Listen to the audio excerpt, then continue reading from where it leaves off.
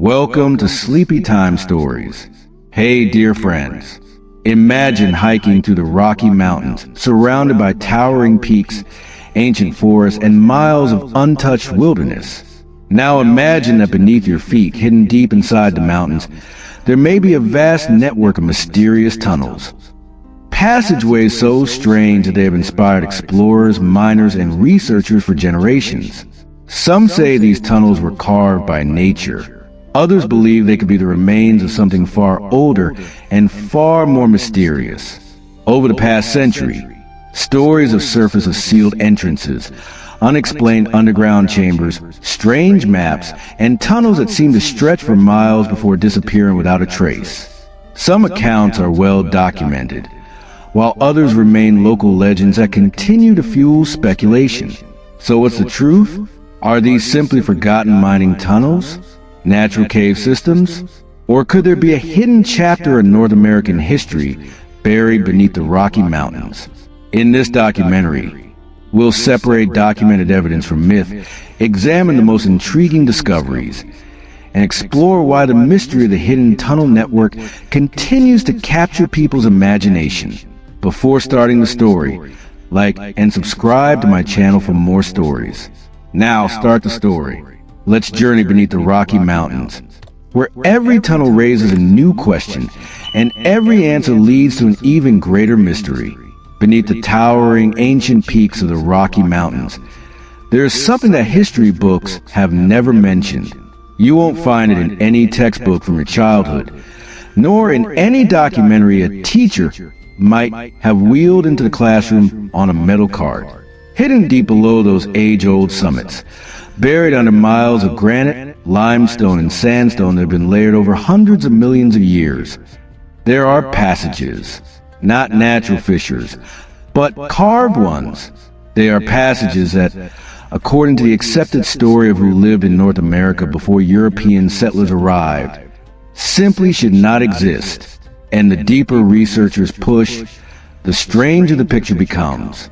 Tonight, we are going to follow that picture into some very dark places.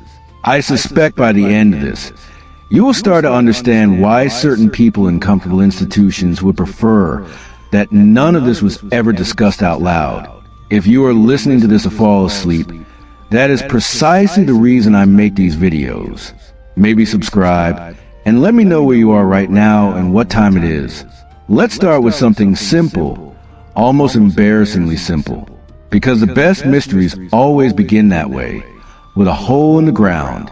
In the autumn of 1909, a man named G.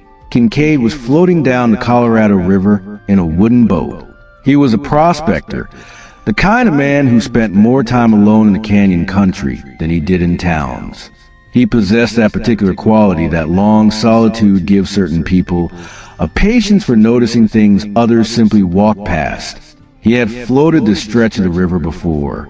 He knew the canyon walls the way you might know the face of someone you see every morning, which is why, on this particular afternoon, a shadow caught his eye that had not caught it before.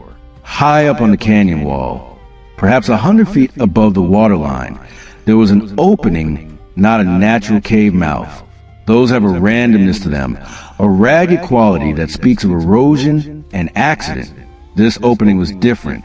It was symmetrical in a way that made Kincaid's stomach do something he later described as a slow turn.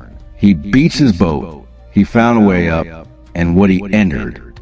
If the account published 2 weeks later in the Arizona Gazette is to be believed, was one of the strangest places any American had walked into since the continent was first mapped.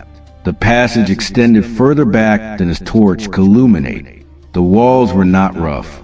They had been worked, smooth in places, marked with symbols he could not identify. There were chambers branching off the main corridor. Some of those chambers contained artifacts, figurines, weapons, urns, tablets covered in a script that bore no resemblance to any Native American language Kincaid had ever seen. And there were mummies, dozens of them, wrapped and preserved, sitting in carved niches along the walls. He went back to the nearest town and told his story to the local newspaper. The Smithsonian Institution, which Kincaid claimed had been funding his expedition through a professor named S.A. Jordan, promptly denied everything. There was no Kincaid on their payroll. There was no Professor Jordan. There was no expedition. As for the cave, the area Kincaid had described was now restricted federal land with no unauthorized access. And that officially was the end of it. Except researchers kept coming back to that story, not because it was proven true, but because of a pattern it fit. A pattern that runs through the Rocky Mountain region, like a fault line running through bedrock.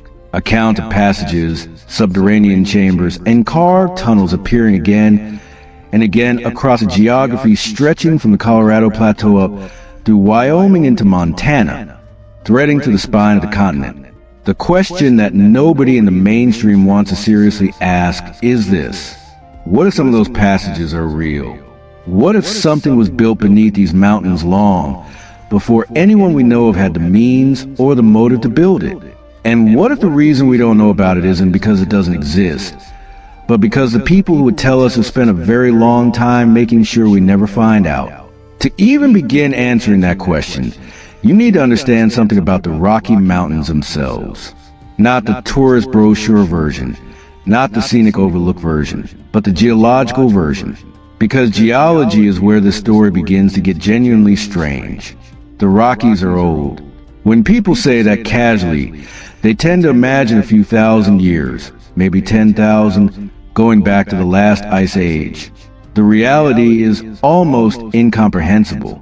The core of the Rocky Mountain Range began forming roughly 80 million years ago during a process geologists call the Laramide orogeny, a long, slow collision of tectonic plates that pushed ancient seafloor rock upward in massive folds, like a tablecloth being shoved from one end. By the time that process wound down, you had a mountain chain running nearly 3,000 miles along the western interior of North America, riddled with fault systems, threaded with ancient river channels that had been buried by uplift and honeycombed by limestone formations that water had been dissolving and carving for tens of millions of years. What that means in practical terms is that the Rocky Mountain region is naturally full of underground spaces, lava tubes left over from volcanic activity in certain areas, dissolution caves carved by slightly acidic groundwater chewing through limestone over millennia, and fracture caves open up along fault lines by seismic activity. The region around the Colorado Plateau alone contains more mapped cave systems than almost anywhere else in the country. Karchner Caverns in Arizona, Lechuguilla Cave in New Mexico, and Wind Cave in South Dakota, which is over 140 miles of mapped passages, and is considered by geologists to be potentially one of the largest cave systems on the planet, with most of it still unexplored. So, there is nothing inherently impossible about the existence of large underground spaces beneath the Rockies. Nature put them there. The question is, what else might have been done with them, and by whom, and when? Here is where the mainstream historical account becomes interesting to push against, because the mainstream account of pre-Columbian North America is, to put it charitably, thinner than the evidence deserves. The official story goes roughly like this. Humans crossed into North America from Asia via the Bering Land Bridge sometime between 15,000 and 13,000 years ago. These people, the so-called Clovis people, named for a site in New Mexico, gradually spread south and east across the continent. Over thousands of years, they diversified into hundreds of Native American cultures that existed when Europeans arrived. Some of these cultures built impressive things. The mound builders of the Mississippi Valley, the cliff dwellers of Mesa Verde, the road builders of Chaco Canyon. But none of them, the official story insists, ever built anything that required the kind of sophisticated engineering that would leave carved tunnel systems under mountain ranges. The problem with this story is not that it's entirely wrong. It's that it keeps getting revised every decade. Some new archaeological find pushes the dates back, pushes the complexity up, and challenges the assumption that we have a clear picture of who was here and what they were capable of. The Monte Verde site in Chile was occupied at least 14,500 years ago which is impossible if the Bering Land Bridge crossing only happened 14,000 years ago, unless people took a different route, a coastal route, or multiple routes across multiple time periods involving multiple groups of people whose origins we have not yet traced. The Topper site in South Carolina has produced stone tools that some researchers date to 50,000 years ago. The mainstream dismisses this, but dismissal is not the same as disproof. Human footprints found in White Sands, New Mexico were dated in 2021 to between 21,000 and 23,000 years ago, pushing back confirmed human presence in North America by at least 8,000 years, and blowing a hole in the Clovis first model that had dominated the field for decades. What all of this suggests is not that we know the story of ancient North America. It suggests that we are still, in the most literal sense, digging it up. And in that context, the idea that something genuinely mysterious might lie beneath the Rocky Mountains is not crazy. It is, if anything, historically consistent with how the last century of discoveries has gone. Every generation thinks it knows the shape of the past. Every generation turns out to be wrong about at least part of it. Now, let's talk about what the indigenous peoples of the Rocky Mountain region actually say about what lies beneath the ground. Because this is the part that mainstream archaeology has the worst track record of taking seriously. And it is also the part that, when you read it carefully, starts to sound less like mythology and more like memory. The Hopi people of the Colorado Plateau have one of the most internally consistent and elaborate cosmologies of any culture in North America. Their stories of origin do not describe arriving from somewhere else. They describe emerging from somewhere below. The Hopi concept of Sipapu, a hole in the earth through which the ancestors climbed into this world from a previous world beneath it, is not a metaphor they invented to explain a spiritual concept. It is, Hopi tradition insists, a description of something that literally happened. The physical location of the original Sipapu is identified specifically. It is in the Little Colorado River Gorge in Arizona, near its confluence with the main Colorado River, right as it happens, in the canyon country where Kincaid said he found his cave. The Hopi also speak of the ant people, beings who sheltered the ancestors underground during a great catastrophe that destroyed the surface world. Not insects, but people who lived beneath the earth, people who knew the tunnels and chambers beneath the plateau the way the Hopi knew the mesas above it. In times of disaster, the surface people went down. The ant people took them in. When the disaster passed, the surface people came back up. Scholars categorize this as myth. But the Hopi are remarkably consistent about distinguishing between stories that are understood as metaphor and stories that are understood as literal historical record. The emergence narrative is in the second category. It is treated not as a teaching story, but as a factual account of what the ancestors experienced. The Pueblo people of New Mexico have similar traditions, though the specific details differ. Their kivas, the circular underground ceremonial chambers that are the ritual heart of every Pueblo, are explicitly described as representations of the original underground world. You go down into the kiva the way the ancestors went down into the earth. The architecture is not symbolic in the casual way we use that word. It is a physical recreation, a way of maintaining the connection to what came before. The Ute people, who have lived in the Rocky Mountain region for thousands of years, have consistent traditions about underground passages in the mountains that connect distant places.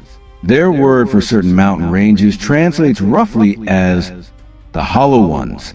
Not hollow as in empty, but hollow as in containing something. The mountains in Ute cosmology are not solid. They are inhabited from within by forces and by presences that predate human memory. The Shoshone have stories of a race of small people, sometimes called the Nemeriger, who lived in the mountains and in caves. These are not fairy tale creatures. They are described with specific physical characteristics as aggressive, skilled archers, and as occupying specific geographic territories. In 1932, in a cave in Wyoming called Spirit Cave, near the town of Lovelock, Two researchers discovered mummies of unusually small stature, along with duck decoy objects, textile materials, and other artifacts suggesting a culture sophisticated enough to manufacture items that would not look out of place in a collection from Egypt or Peru.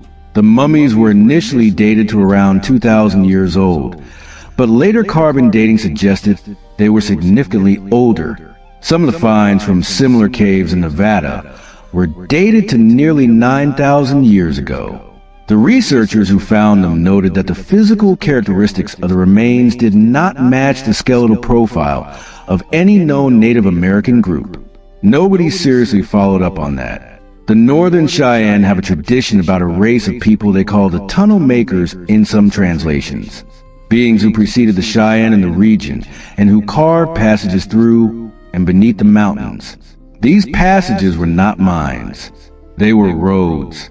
Underground roads connecting locations across distances that would take weeks to walk on the surface, in a time when something made surface travel impossible or dangerous. The Crow people speak of a time far back in the memory of the world when the sky was different and the mountains shook, and the people who lived in the open places went into the earth and did not come back out for a long time. When they came back out, everything had changed.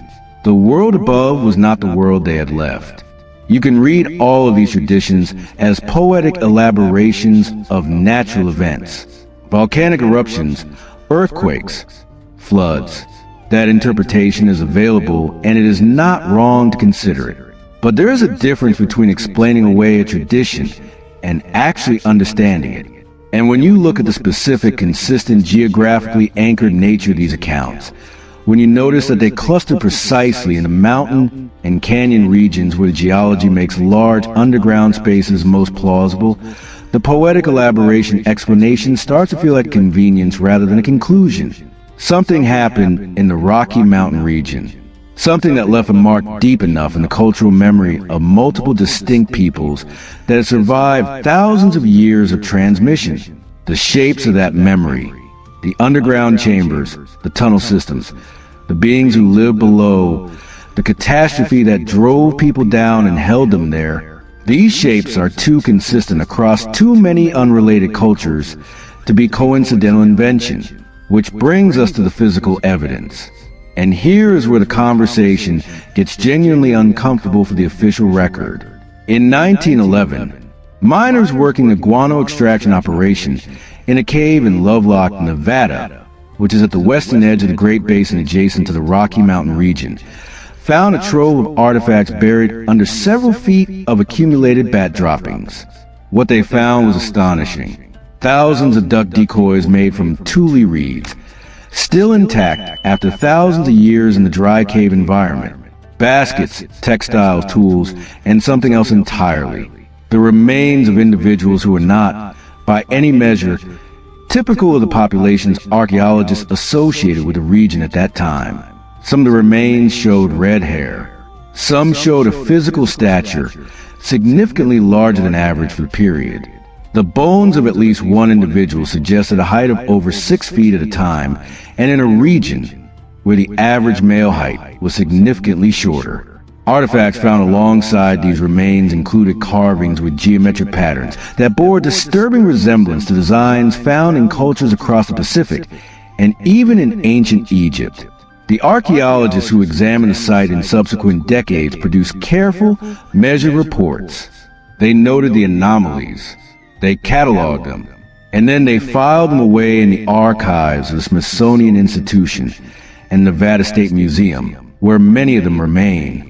Not publicly displayed, not widely discussed, available to researchers who know to ask for them, but not exactly advertised. The Paiute people, whose territory includes the Lovelock area, have a specific tradition about the cave.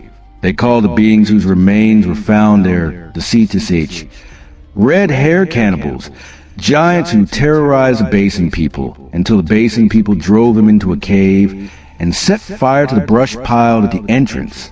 Some of what was found in Lovelock Cave, the char material at certain levels, is consistent with a fire having been set at the entrance at some point in the cave's history. You can accept the Paiute account at face value, or you can dismiss it as legend. But you cannot easily explain away the physical presence of those remains with their anomalous physical characteristics, their sophisticated artifacts, and their resemblance to traditions reported not just by the Paiute, but by dozens of cultures across North America, who all seem to have a story about a different kind of people who were here before them. A researcher named M.K. Jessup, who spent years in the 1940s and 1950s compiling accounts of anomalous archaeological finds across the Great Basin and Rocky Mountain foothills, documented 17 separate cave sites in Nevada and Utah where skeletal remains with non-standard physical characteristics had been found and then quietly removed from public record. He was not operating in any official capacity. He was a private researcher corresponding with local county historical societies, amateur archaeologists, and occasional mining engineers who had blundered into something unexpected underground. His compiled notes, which he called privately his vanishing evidence file, were shared with a small circle of correspondents before his death and have since been partially preserved in a Nevada Historical Society collection that has chosen not to publicize their existence. What makes Jessup's compilation relevant is not the dramatic specifics of any individual case. It is the geographic distribution. His 17 sites form a rough arc along the eastern edge of the Great Basin, running from southern Nevada northward through Utah into southern Idaho. That arc follows with notable precision the western flank of the Rocky Mountain system. The sites are not random. They cluster along the terrain where the mountain geology transitions into the basin geology, where cave systems and lava tube networks from a mountain ranges reach their westernmost extent. If someone were looking for the exits of a tunnel system running through the Rocky Mountain interior, the search would begin along exactly this arc, because that is the pattern when you start looking for it. Story after story, from the Atlantic coast of the Pacific, from the Gulf of Mexico to the Canadian border, a people who came before, a people who were bigger or different, or who lived underground, or who built things that the storyteller's own ancestors did not build, a people who disappeared or who were driven out, or who went back underground, or who simply vanished from the surface of the world and were not seen again. The consistency of this pattern across cultures that had no contact with each other is the part that resists easy dismissal. Independent invention could produce similar stories in 2 or 3 cultures. It is much harder to argue that 20 cultures, separated by thousands of miles and thousands of years, all independently invented the same specific figure. The people who came before, who lived underground, who built things, who are gone, when that many independent traditions converge on the same shape. The simpler explanation is that the shape reflects something real, that enough people witnessed across enough generations that it got woven into the fabric of their telling. The Cherokee have legends of a white skin race that preceded them in the Appalachians. The Ojibwe have stories of tunneling people in the Great Lakes region. The Aztec origin traditions speak of their ancestors emerging from a place called Aztlan, which some researchers have placed in the American Southwest, specifically in the region of the Colorado Plateau, the same region where the Hopi traditions locate their underground origin point. The Aztec also have detailed traditions about a series of underground worlds, 7 caves from which 7 tribes emerged in sequence. These caves are called the Chickamaustock, a word that translates literally as the place of the 7 caves. 7 tribes, 7 caves, a geological region riddled with natural cavern systems that were clearly used and modified by pre-Columbian peoples. The official account says these traditions are symbolic. The official account has been wrong about pre-Columbian North America repeatedly and demonstrably. At some point, the burden of proof shifts. At some point, the traditions deserve the same serious archaeological investigation that any other evidence would receive. That investigation has not happened, not in any systematic, publicly funded, transparent way. And the reasons for that absence are worth examining, because they are not entirely innocent. There is a specific sequence that repeats so often in the documentary record of this subject that it has the quality of a template. First, Someone finds something. A surveyor, a miner, a rancher, an explorer. They describe it, sometimes in detail, sometimes briefly, in whatever document they are keeping at the time. A field notebook, a letter, a report to an employer. Second, the description enters some institutional channel.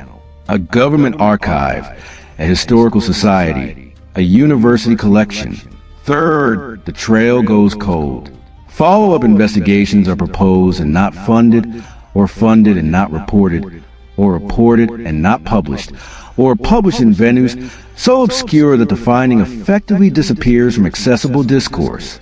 The original document sits in a box. The box sits on a shelf. The shelf accumulates other boxes. Decades pass. This is not always sinister. Institutions are genuinely bad at following up on anomalies that do not fit their current frameworks. The bureaucratic machinery of benign neglect is real and powerful, and it accounts for a great deal of what looks from the outside like deliberate suppression.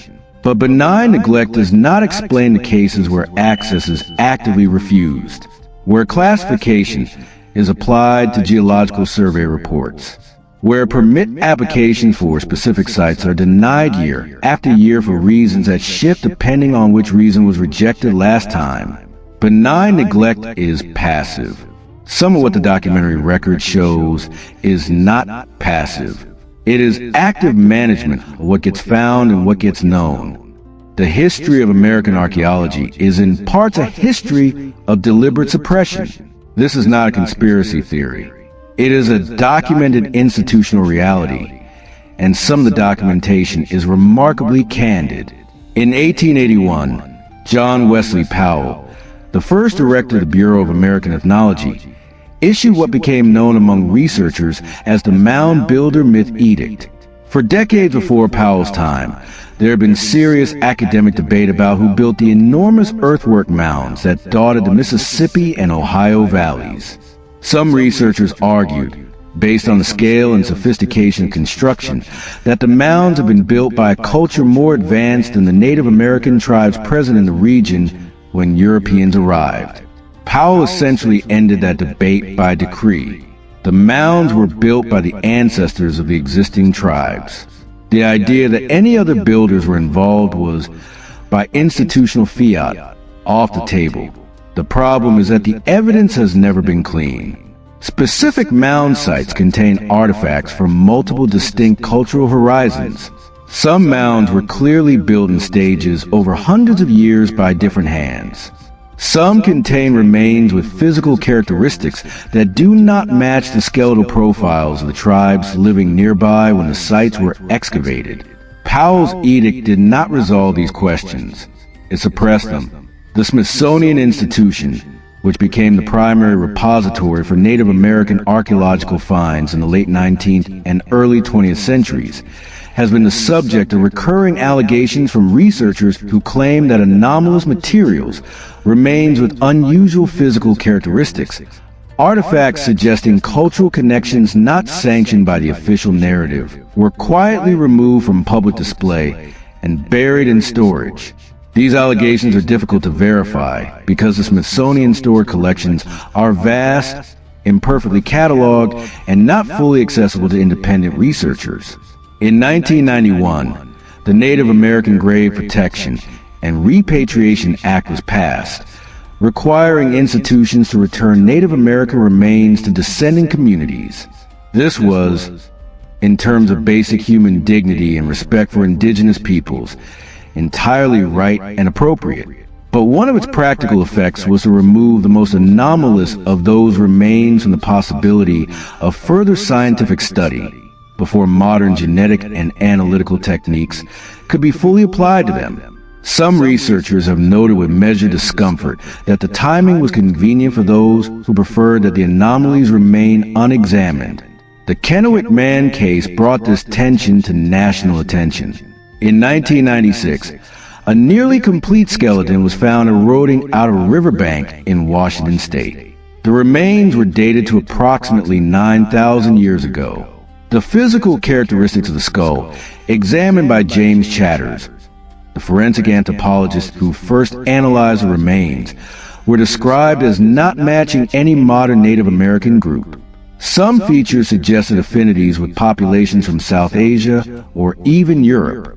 The Army Corps of Engineers, acting on behalf of local tribes who claimed the remains as ancestral, moved to repatriate the skeleton before any systematic scientific study could be conducted. Scientists sued. The legal battle lasted nearly a decade.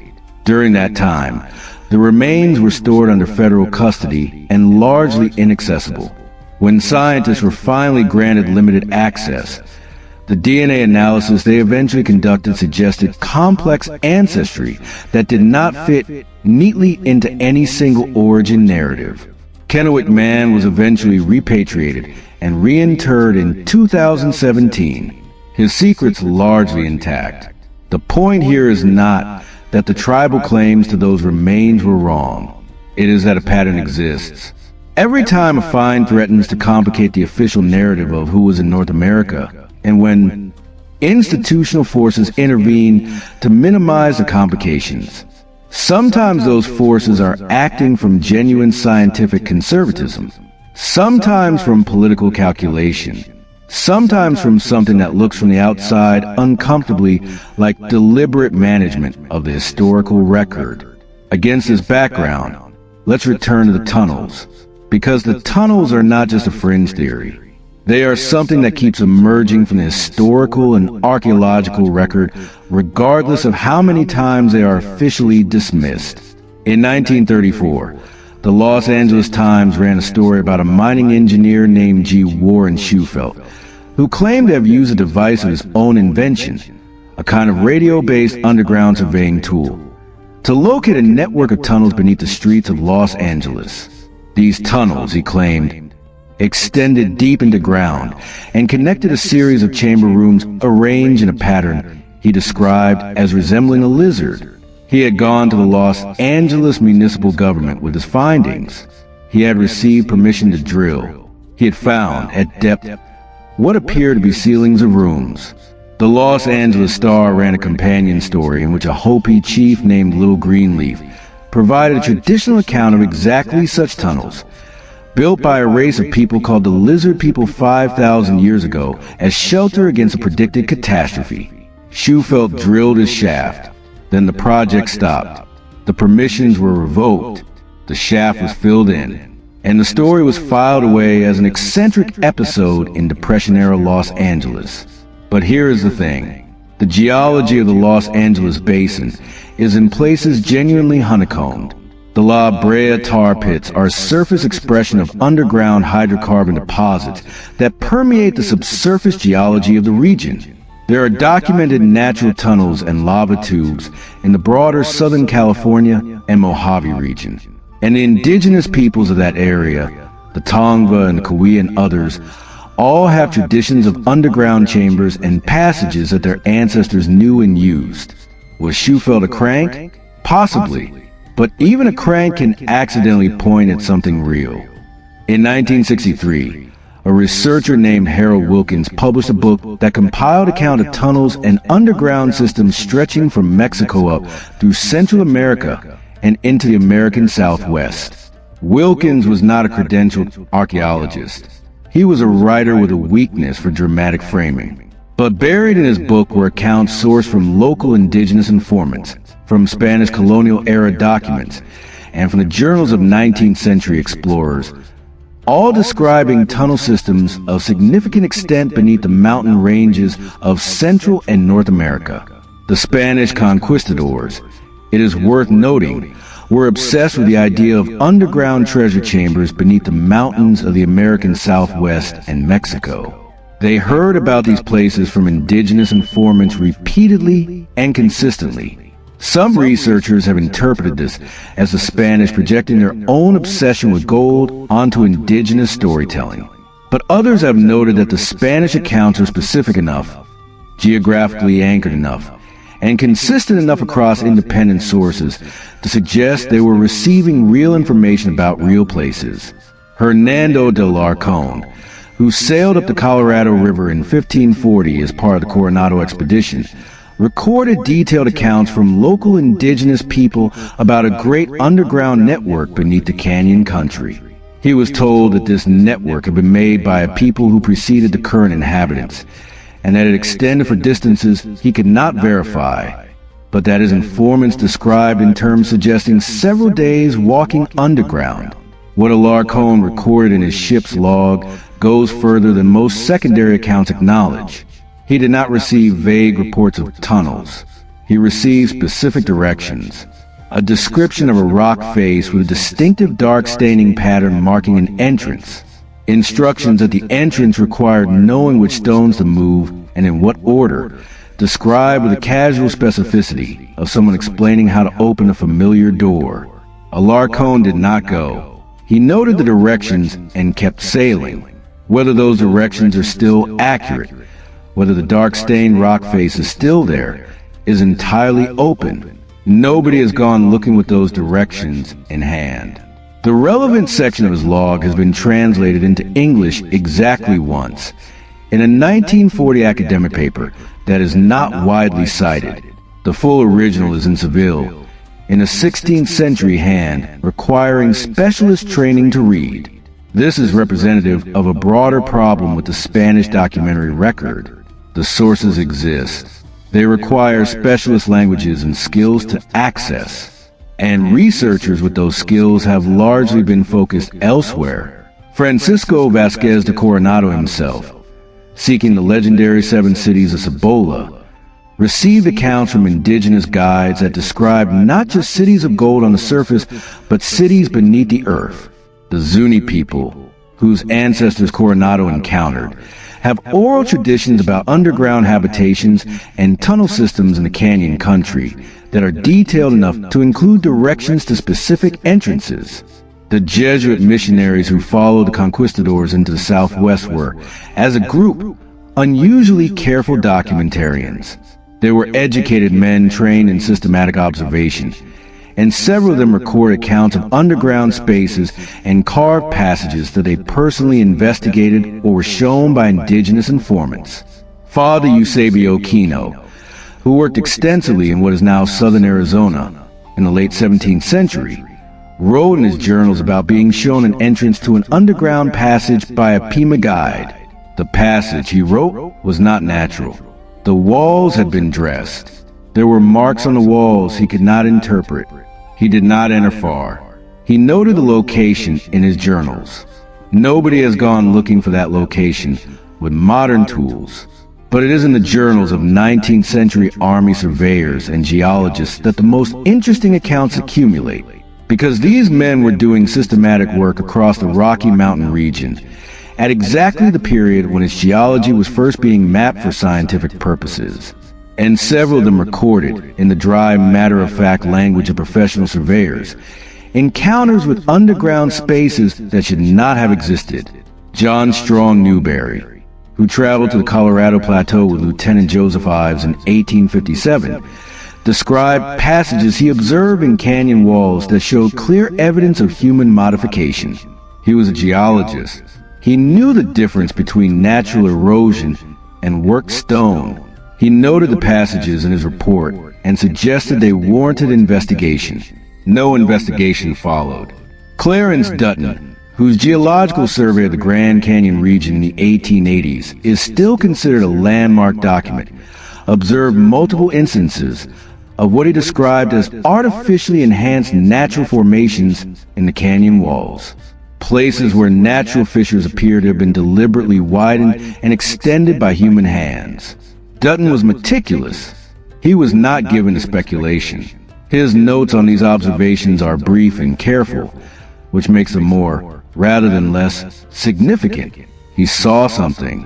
He wrote it down. He moved on. Ferdinand Hayden, whose surveys of Wyoming and Colorado in the 1870s produced the first systematic geological maps of those regions, included in his field notes multiple references to what Shoshone guides described as mountain doors. Specific locations in the mountain ranges where passages entered the rock and extended underground for distances the guides described as very great. Hayden noted these references. He did not personally investigate them. His field notes are held by the United States Geological Survey and have been consulted by subsequent researchers. But the mountain door references have never been the subject of any organized archaeological investigation. What is notable about Hayden's references is not just that he recorded them, but the context in which he received them. His Shoshone guides were not telling him folklore. They were answering practical questions about terrain. The mountain door references came up the way a spring or a game trail would come up, as features of the landscape that any experienced person in the region would know. This quality of matter-of-factness runs through almost all the credible accounts in the subject. The rancher whose great-grandfather found the fissure and noted it simply, the surveyor told to stay on task. The guides who mentioned the mountain doors and went back to guiding, none of them were trying to create a sensation. The sensation comes from us reading their accounts a century later and understanding what they add up to when placed together. What you are looking at when you read through this accumulation of accounts is not a single dramatic discovery. It is something more unsettling. A pattern of consistent, independent, geographically coherent reports that stretch across 2 centuries of documentation, describing something that the official narrative insists does not exist and is never seriously investigated. Now, let's talk about the most specific and physically documented of the Rocky Mountain Tunnel claims, because this is where the story moves from historical accounts and indigenous traditions into the realm of things you can actually look at. In the 1920s, a man named John Allen Gribble was working as a surveyor in the San Juan Mountains of southwestern Colorado. The San Juan's the most rugged and remote section of the Rockies, a tangled mass of volcanic peaks and deep canyons in a region that was, even in the 1920s, barely explored by non-indigenous people. Gribble was mapping mineral deposits for a mining concern when, in a canyon he described as being on the western flank of the mountains, he found an entrance. He described it in notes later shared with a researcher at the University of Colorado as a doorway. His word, not an opening, not a cave mouth, a doorway. The sides were vertical. The top was curved in a way that did not occur naturally in the rock type of surrounding formation. The interior, which he entered with a lantern, was dark and extended beyond the range of his light. The walls were smooth. The floor was level. There were what appeared to be symbols carved into the right-hand wall at approximately chest height. Gribble went as far as his lantern allowed him to see, which he estimated at about 30 feet. The passage continued. He was alone. He had no backup light source. He left. He reported what he had found to the mining company. He was told to stay focused on the mineral survey. He noted the location in his private field notes, which were included in a collection of his papers donated to the Colorado State Historical Society after his death in 1954. A researcher named Charles Stanfield found those notes in the 1970s while doing unrelated archival research and was struck by the specificity of the description. He wrote about them in a privately circulated paper that was never formally published. Stanfield was not a fringe researcher.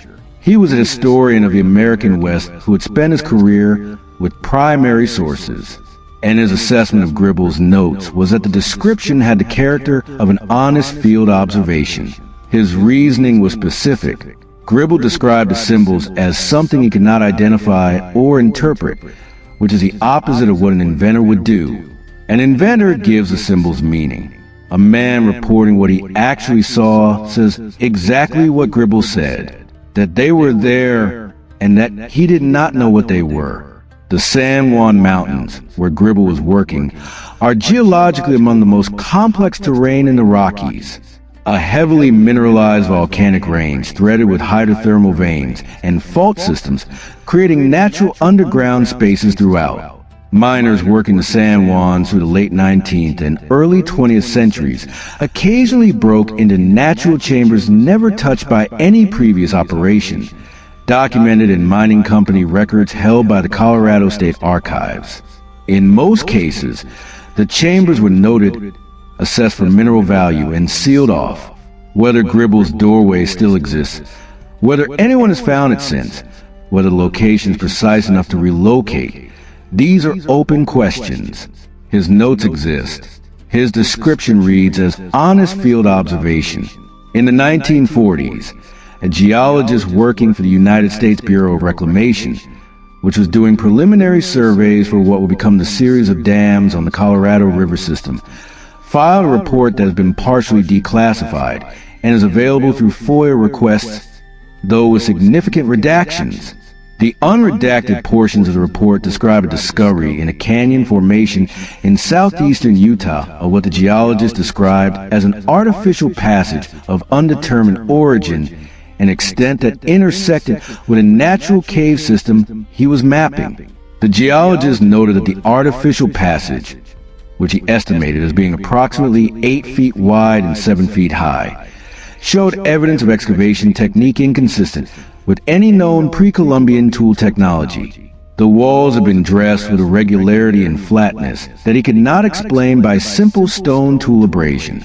He concluded that further investigation was warranted and recommended that the site be flagged for archaeological review. The report was classified. The archaeological review was never conducted, or if it was, the results were never made public. The site is in an area that is now part of the Glen Canyon National Recreation Area, managed by the National Park Service, and access to the canyon system in which the report was filed requires a permit that the Park Service grants or denies at its discretion. Several researchers have applied for access permits to the relevant canyon system in recent decades. Most of those applications have been denied on grounds of environmental sensitivity. A few have been approved. None of the researchers who received permits have publicly reported finding anything, which does not mean there is nothing to find. It means, with a precision of bureaucratic language that is almost perfect, that if something is there, the process of finding it is being effectively managed. The most intriguing and least dismissible modern account of Rocky Mountain tunnel systems comes from the work of a geologist named Phil Schneider. Schneider worked for the United States government from the 1970s through the 1990s, specifically in the area of underground facility construction. He participated in what he described as deep underground military base, or DUM, construction projects at multiple sites across the Rocky Mountain region. His career is verifiable through government employment records. The specific projects he worked on are another matter. Schneider gave a series of public lectures in 1995 and 1996 in which he made extraordinary claims. He described a network of deep underground facilities connected by high-speed transit tunnels extending across the Rocky Mountain region. He described the use of nuclear boring technology, specifically a device called a nuclear subterranean, to melt through rock in smooth-walled tunnels at speeds and depths impossible with conventional tunneling methods. He described multiple government-operated underground installations in Colorado, Wyoming, and New Mexico that were, he claimed, connected by these tunnels. He also described, and this is the part that makes his account relevant to this discussion, discovering during construction work pre-existing tunnel sections that were not a human manufacture. Sections that the government construction teams had broken into while drilling, and that had clearly been in existence for a very long time. Schneider was found dead in his apartment in January 1996. His death was officially ruled a suicide. Researchers who have examined the circumstances have noted inconsistencies in the official account. He was dead 7 months after he began his public lecture series.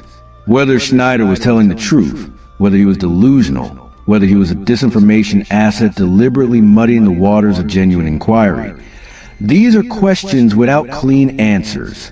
But his claims about the nuclear subterranean are verifiable in a limited way. The technology is real. The Atomic Energy Commission published research on nuclear subterranean technology in the early 1970s. U.S. Patent 3,693,731 describes exactly such a device, a machine for boring rock by melting it with a nuclear heat source, leaving behind a smooth, glassy tube of solidified, melted rock. The patent was filed in 1972. The research leading to it was conducted at the Los Alamos National Laboratory in New Mexico, which is, as it happens, located at the southern end of the Rocky Mountain chain. So, the technology exists. Whether it was used to create tunnels under the Rockies is a different question, but the technological foundation for Schneider's specific claims is not fantasy. And this is where the modern and the ancient converge in a way that is genuinely difficult to explain away. If there are pre-existing tunnel sections beneath the Rocky Mountains, sections that government construction teams reportedly broke into while drilling, then those sections were not made by the United States government. They were made by someone else, at some other time, for some other purpose. Who? When? Why? The honest answer is that we do not know. But the range of possibilities, when you lay out the evidence honestly, is narrower than the official dismissal suggests.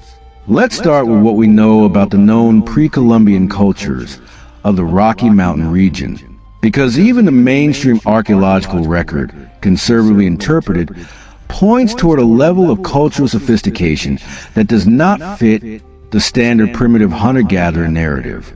The ancestral Puebloans, also known by the unfortunate name Anasazi, which is a Navajo term meaning roughly ancient enemies, were building in the Colorado Plateau region from at least 1500 BCE. By 900 CE, they had constructed Pueblo Bonito in Chaco Canyon, a building containing over 600 rooms and reaching 4 stories in height, designed with astronomical alignments so precise that researchers in the 20th century spent decades trying to verify them before concluding that yes, the builders of Chaco had mapped the 18.6-year lunar standstill cycle with an accuracy that required sustained, sophisticated astronomical observation over multiple generations. The road system of Chaco Canyon is even more remarkable and even less explained. Over 400 miles of roads radiate out from Chaco in straight lines across the desert. They do not follow terrain. They do not curve around obstacles. They go straight, sometimes directly up cliff faces, sometimes across features that make them, from a purely practical transport perspective, harder to use rather than easier. They are precisely 30 feet wide. They are bordered by low walls. In some places, they have been constructed in parallel pairs 30 feet apart. They connect Chaco to outlying communities over distances of up to 100 miles. What are these roads for? The ancestral Puebloans did not have wheeled vehicles. They did not have horses. The roads are too wide and too precisely constructed for simple foot traffic. Some researchers have suggested they were ceremonial. Others have suggested they represent a cosmological map projected onto the landscape. Both explanations feel like reaching for something that sounds reasonable because the actual explanation has not been found. Beneath Chaco Canyon itself, remote sensing surveys conducted in the last decade have revealed underground anomalies, chambers, passages. The surveys use ground-penetrating radar and other non-invasive technologies, and what they showed was a subterranean world beneath the canyon that has not been excavated or investigated. The National Park Service, which manages the site, has not permitted excavation of these underground features. The reasons given are preservation concerns and respect for indigenous heritage sites. Those reasons may be entirely genuine, but they also effectively prevent anyone from finding out what is actually down there. In Mesa Verde, the Cliff Palace and the many other cliff dwellings of the region are justifiably famous. Less famous are the kiva systems beneath them. The great kivas of Mesa Verde are enormous underground circular chambers, some of them over 50 feet in diameter, excavated into the rock with a precision and scale that surprises visitors who see them for the first time. These are not simple rooms.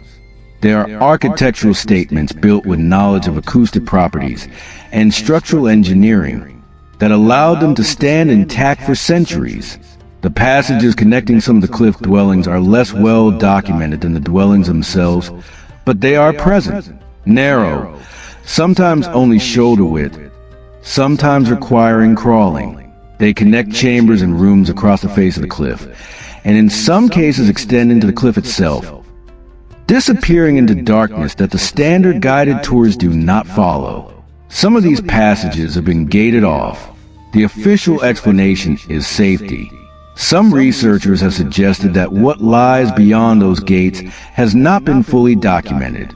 The Fremont culture, which occupied much of what is now Utah and parts of Colorado from approximately 400 CE to 1300 CE, left an enormous body of rock art across the canyon country of the region. Much of this rock art is still inadequately studied, some of it in panels found in remote canyons accessible only by technical climbing, depicts figures and scenes that do not correspond to any straightforward interpretation.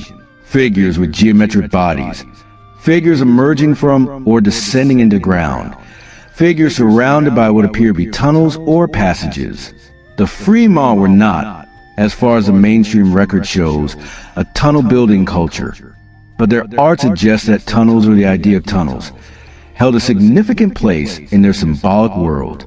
This is worth sitting with for a moment. Cultures that we classify as hunter-gatherers or simple agrarians, cultures to whom we do not attribute the technology or the social organization to build large-scale underground works.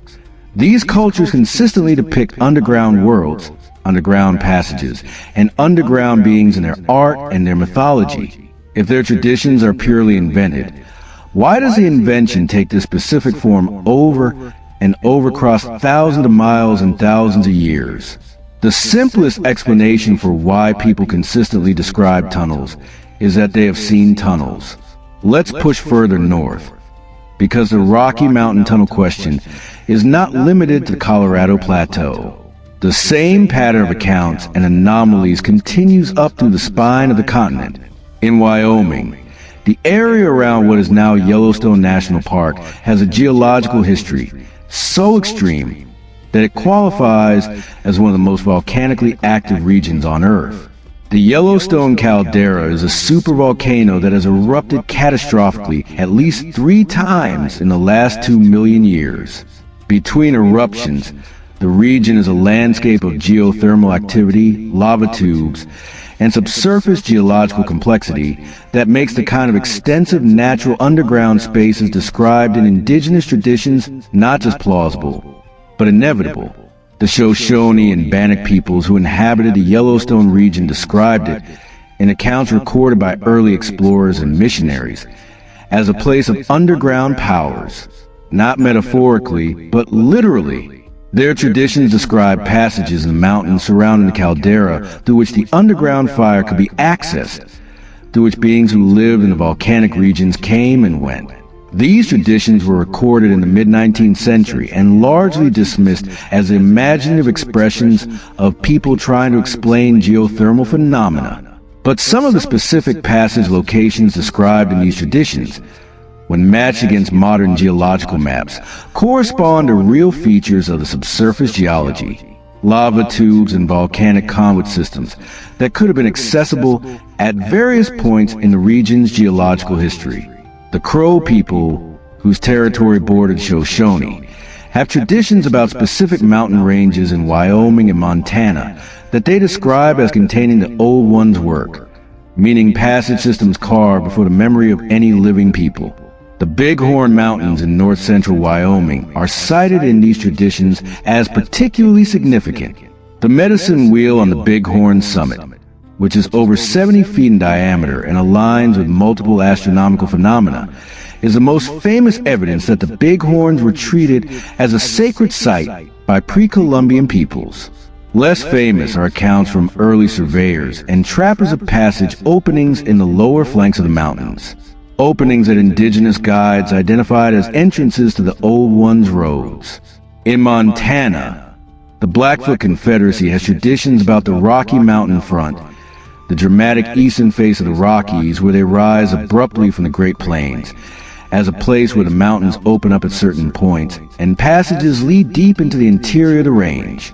These are not places of fear in Blackfoot tradition. They are sacred. They are places where communication with the powers of the earth world can occur. Blackfoot elders in the 19th century identified specific openings to early explorers. None of those openings have been systematically investigated. The Lewis and Clark expedition, which crossed the Rockies in 1805 and 1806, produced journals that are extraordinarily detailed about the geography and natural history of a region. Less well known than the journals themselves are the notes that Meriwether Lewis kept separately. Notes that were more personal and less official in character than the public record. Several researchers have examined those private notes and found references, brief and cryptic, to information received from indigenous informants about underground passages in the mountains. The references are not developed. They are mentioned and then not returned to. Lewis was a scientist and a soldier, not a mythologist. That he noted these accounts at all suggests they struck him as worth recording. The fur trade era produced a remarkable body of documentation about the Rocky Mountain region because the men of the fur trade, the mountain men who spent years living in and around the mountains from the 1820s through the 1840s, were observers of exceptional practical competence. Several of their accounts, preserved in letters, journals, and later reminiscences, describe unusual underground features. Jim Bridger, the most famous of the mountain men, was well known for telling stories that the contemporaries dismissed as tall tales, but that subsequent investigation often confirmed as accurate observations. He described in multiple independent accounts passage systems in the mountain ranges of Wyoming that he and his companions had explored.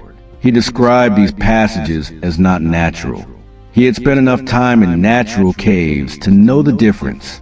Bridger's account of an underground hot spring system in what is now Yellowstone was dismissed as fantasy for decades before geologists confirmed the accuracy of his basic description.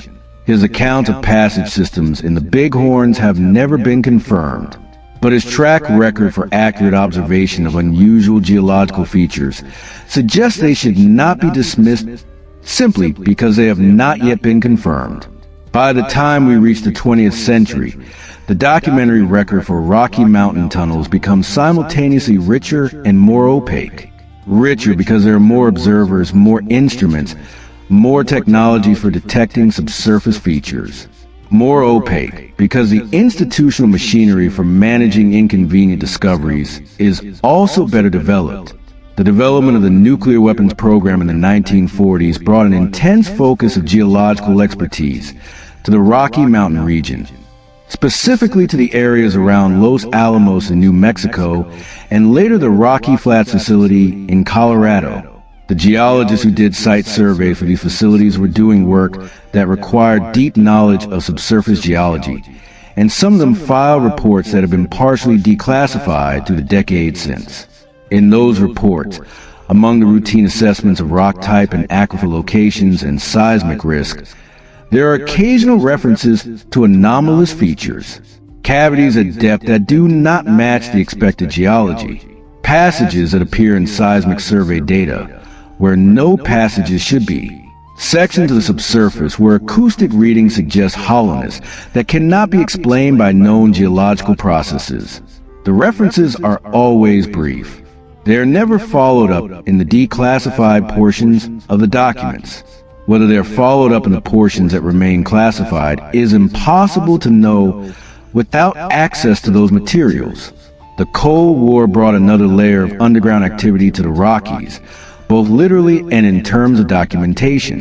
NORAD, the North American Aerospace Defense Command, built its primary command facility deep inside Cheyenne Mountain in Colorado, not because the mountain happened to be convenient, but because the geology of the region made deep, hardened underground construction feasible.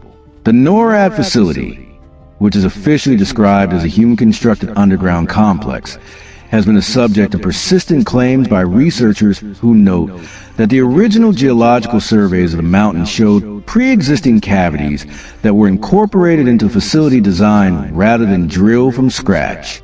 Those claims are impossible to verify externally. The NORAD facility is not open to independent investigation. Its construction history is not publicly documented in the kind of detail that would allow comparison of original geological surveys with the final build configuration. The official account is that it was built entirely from scratch. There is no documented reason to disbelieve the official account.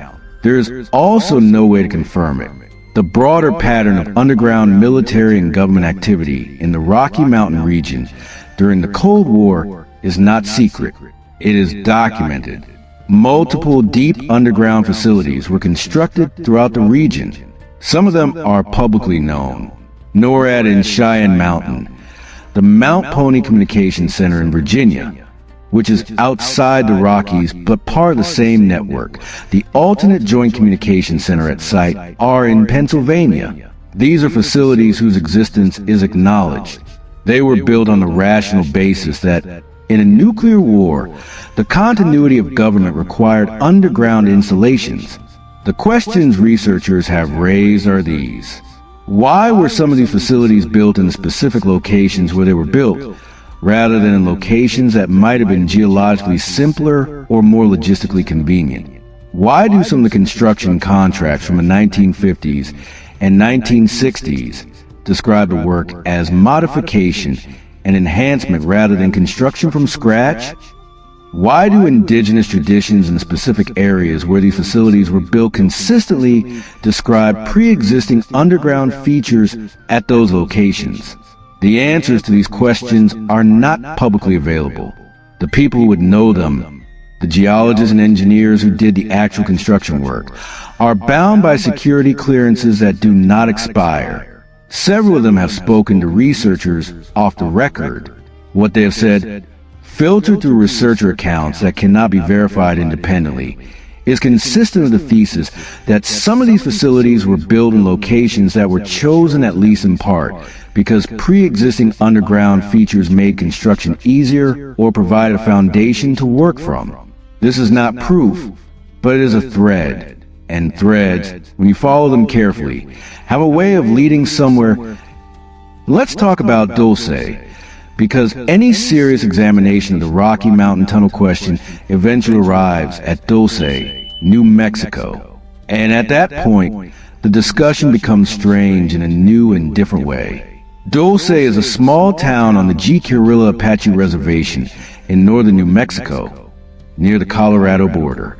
The land around Dulce is mesa and canyon country, the kind of terrain that has been inhabited by indigenous peoples for thousands of years.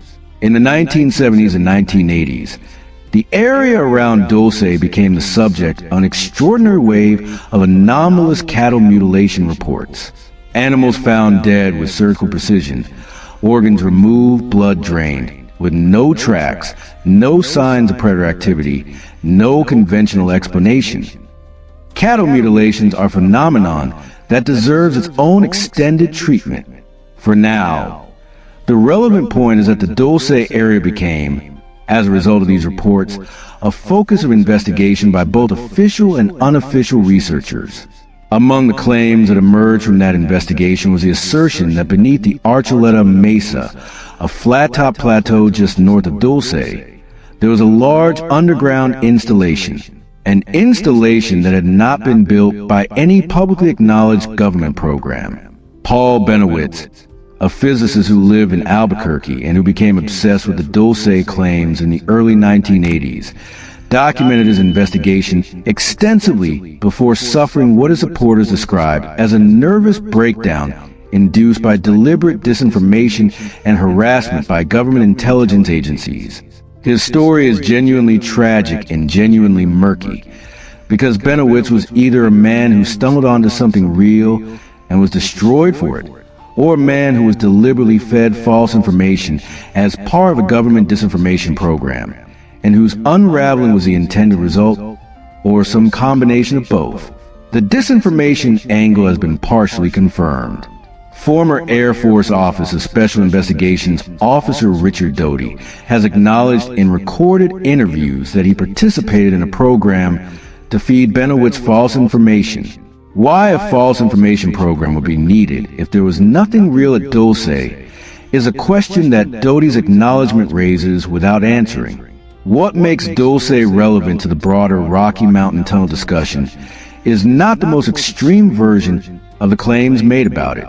It is the geological reality of the region, The Archuleta Mesa sits in an area of complex geology at the southern end of the San Juan Mountains. The region has natural tunnel and cavity systems. The Jicarilla Apache have traditions about underground spaces in the mesa that predate any 20th century activity.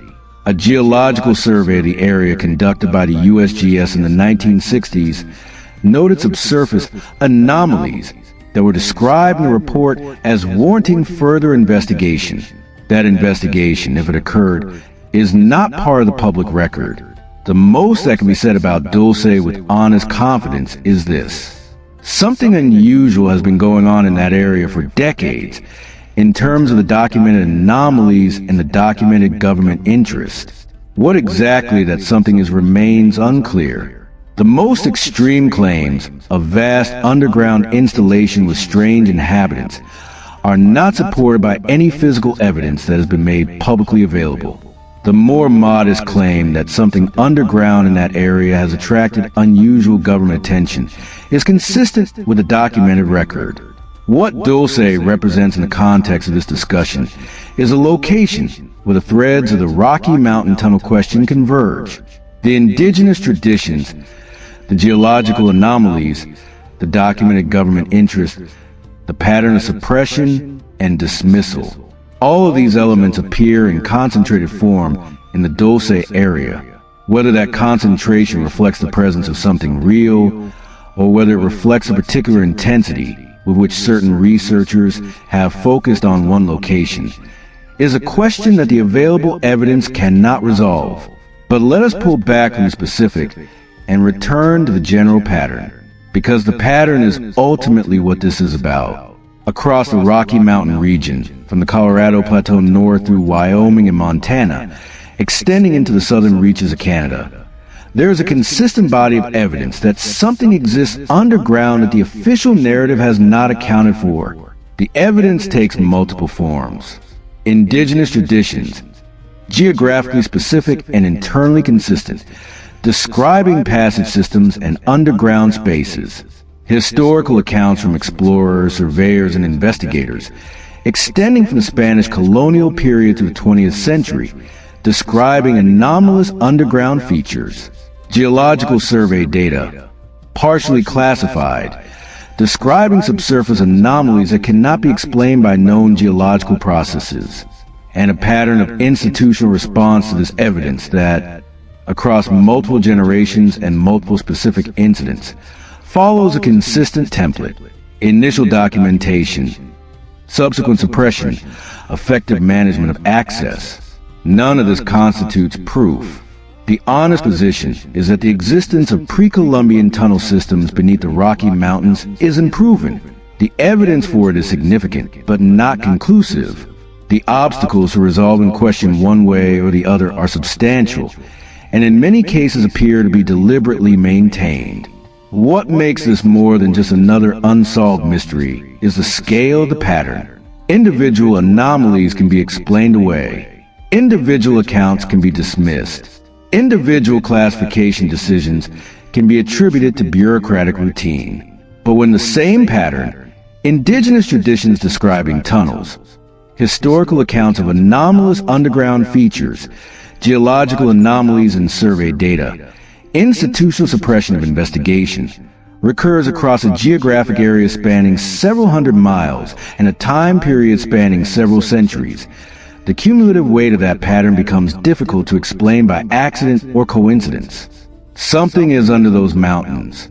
Whether it is the work of a pre-Columbian culture more sophisticated than the official record acknowledges, or the remnant of geological processes that have left features in the landscape that human tradition has preserved the memory of, or something stranger than either of those explanations, the evidence suggests it is real. The evidence also suggests that a significant amount of institutional effort has been invested in making sure that reality remains difficult to access and difficult to verify, and that, perhaps more than any specific claim about tunnels or artifacts or anomalous remains, is the part of the story that deserves the most serious scrutiny. Because a mystery can have innocent explanations, a pattern of suppression requires a reason. Why would the official historical narrative need to be protected so consistently and so actively from the possibility that the pre-Columbian history of North America is more complex than it acknowledges? The answer to that question, if there's a clean one, has not been made public. But the question itself is worth sitting with, because the mountains are still there. The traditions are still being told. And somewhere beneath those ancient peaks, beneath the billion-year-old rock and the geological memory of a dozen ice ages, something is waiting to be found. Whether the people who know where to look are prepared to tell us is, at this point, the open question. Let's take one more pass through the evidence, because there's a thread we have not fully followed, and it leads somewhere interesting. Throughout this discussion, we have been treating the Rocky Mountain Tunnel question as primarily a question about the physical reality of underground spaces. But there is a parallel question that runs alongside it, and that may be just as important. Who built them? Not in the sense of what culture or what ethnic group, but in the deeper sense of what kind of society, what kind of civilization would have had the motivation, the organization, and the technology to create what the traditions and the accounts describe. The Shikoan road system gives us one piece of that answer. Here was a culture that mobilized labor across a region spanning hundreds of miles, that built with astronomical precision, that maintained trade networks extending from the Gulf of California to the Gulf of Mexico, a culture that, by the standard archaeological assessment, lacked writing, lacked metal tools, and lacked draft animals. And yet, the evidence of what they built is not consistent with those limitations. The road system alone required surveying capability that should not have been possible. Without instruments we do not find in the archaeological record of the region. The precision of Shikoan astronomical alignments required sustained observation and mathematical calculation across multiple generations. The sheer scale of the construction projects required a social organization capable of directing coordinated labor across communities, separated by distances that the official account suggests were not easily traversed. The Shikoan system collapsed around 1150 CE, abruptly and completely. Within a generation, the great houses were abandoned. The road system fell into disuse. The astronomical alignments were no longer maintained. The population dispersed. What caused that collapse is debated. Drought is the most commonly cited explanation, and the dendrochronological record shows a severe drought beginning around 1130 CE. But severe droughts had occurred before, and the Shikoan system had weathered them. Something was different this time. Some researchers have pointed to evidence of internal conflict in the final years. Burned structures, skeletal remains showing signs of violence, a sudden shift in the distribution of exotic goods to the trade network. The pattern is consistent with a social system under stress. Responding to pressure the official record does not fully describe. The traditions of the descendant communities, the Hopi, the Zuni, the various Pueblo peoples, describe the abandonment not as a flight from disaster, but as a choice to leave a way of life that had become spiritually dangerous. The great houses are not described as an achievement to be mourned. They are described as a mistake, a place where the proper relationship between human beings and the earth world had been violated. The abandonment was, in this telling, a return to right relationship. What does it mean for the tunnel question that the people whose descendants maintain the most detailed traditions of underground worlds also maintain that the most visible expression of their ancestors' cultural peak was abandoned as spiritually dangerous? Is the memory of underground passages embedded in Pueblo tradition also a memory of what happened to a culture that used them in ways it should not have? These are speculative questions, not answerable with the evidence currently available, but they emerge naturally from that evidence. And that emergence suggests the evidence is pointing toward something, even if we cannot yet see clearly what. The Rocky Mountains are not just a geological feature, they are a memory. Every layer of rock is a record of time. Every canyon carved by water is a story of what the land has endured. And deep in the rock, in the spaces that water and fire and time have carved over hundreds of millions of years, in the spaces that human hands may have modified and extended and connected, the memory of something older than our official history is preserved. We have built our understanding of North American prehistory on a foundation that we are only now beginning to realize is incomplete. We have drawn a picture of ancient peoples as simple and limited and separated from each other by distance and by the absence of technology. A picture that the evidence, taken honestly and fully, does not support. The mound builders were not primitive. The road builders were not primitive. The cliff dwellers were not primitive. And whoever carved passages beneath the mountain ranges of the American West, if that is what the traditions and the accounts and the anomalies and the geological surveys are pointing toward, was not primitive either. The question is not whether something remarkable existed in pre-Columbian North America beneath the Rocky Mountains. The evidence is too consistent, too widespread, too independently sourced across too many centuries to support the null hypothesis anymore. The question is what we're going to do with that. Whether we are going to continue managing the question from a safe institutional distance, or whether we're going to go look. The mountains are patient. They have been there for 80 million years.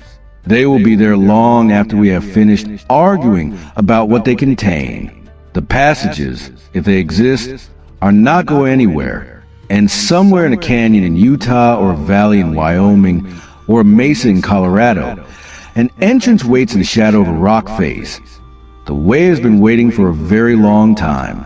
Quiet, unexcavated, unexplained, still holding whatever it is that certain powerful institutions have been so consistently, so persistently, so carefully try to make sure we never find. The question is whether we are curious enough, brave enough, and patient enough to go find it anyway.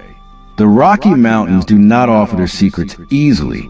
They are not a landscape that forgives carelessness or hurry. The people who knew them best, who lived in and around them for thousands of years, who built their cosmologies around the idea that the mountains were inhabited from within, those people approached the mountains with humility and with the understanding that what was beneath the surface was as real and as important as what was above it. Maybe that is the orientation we need to bring to this question.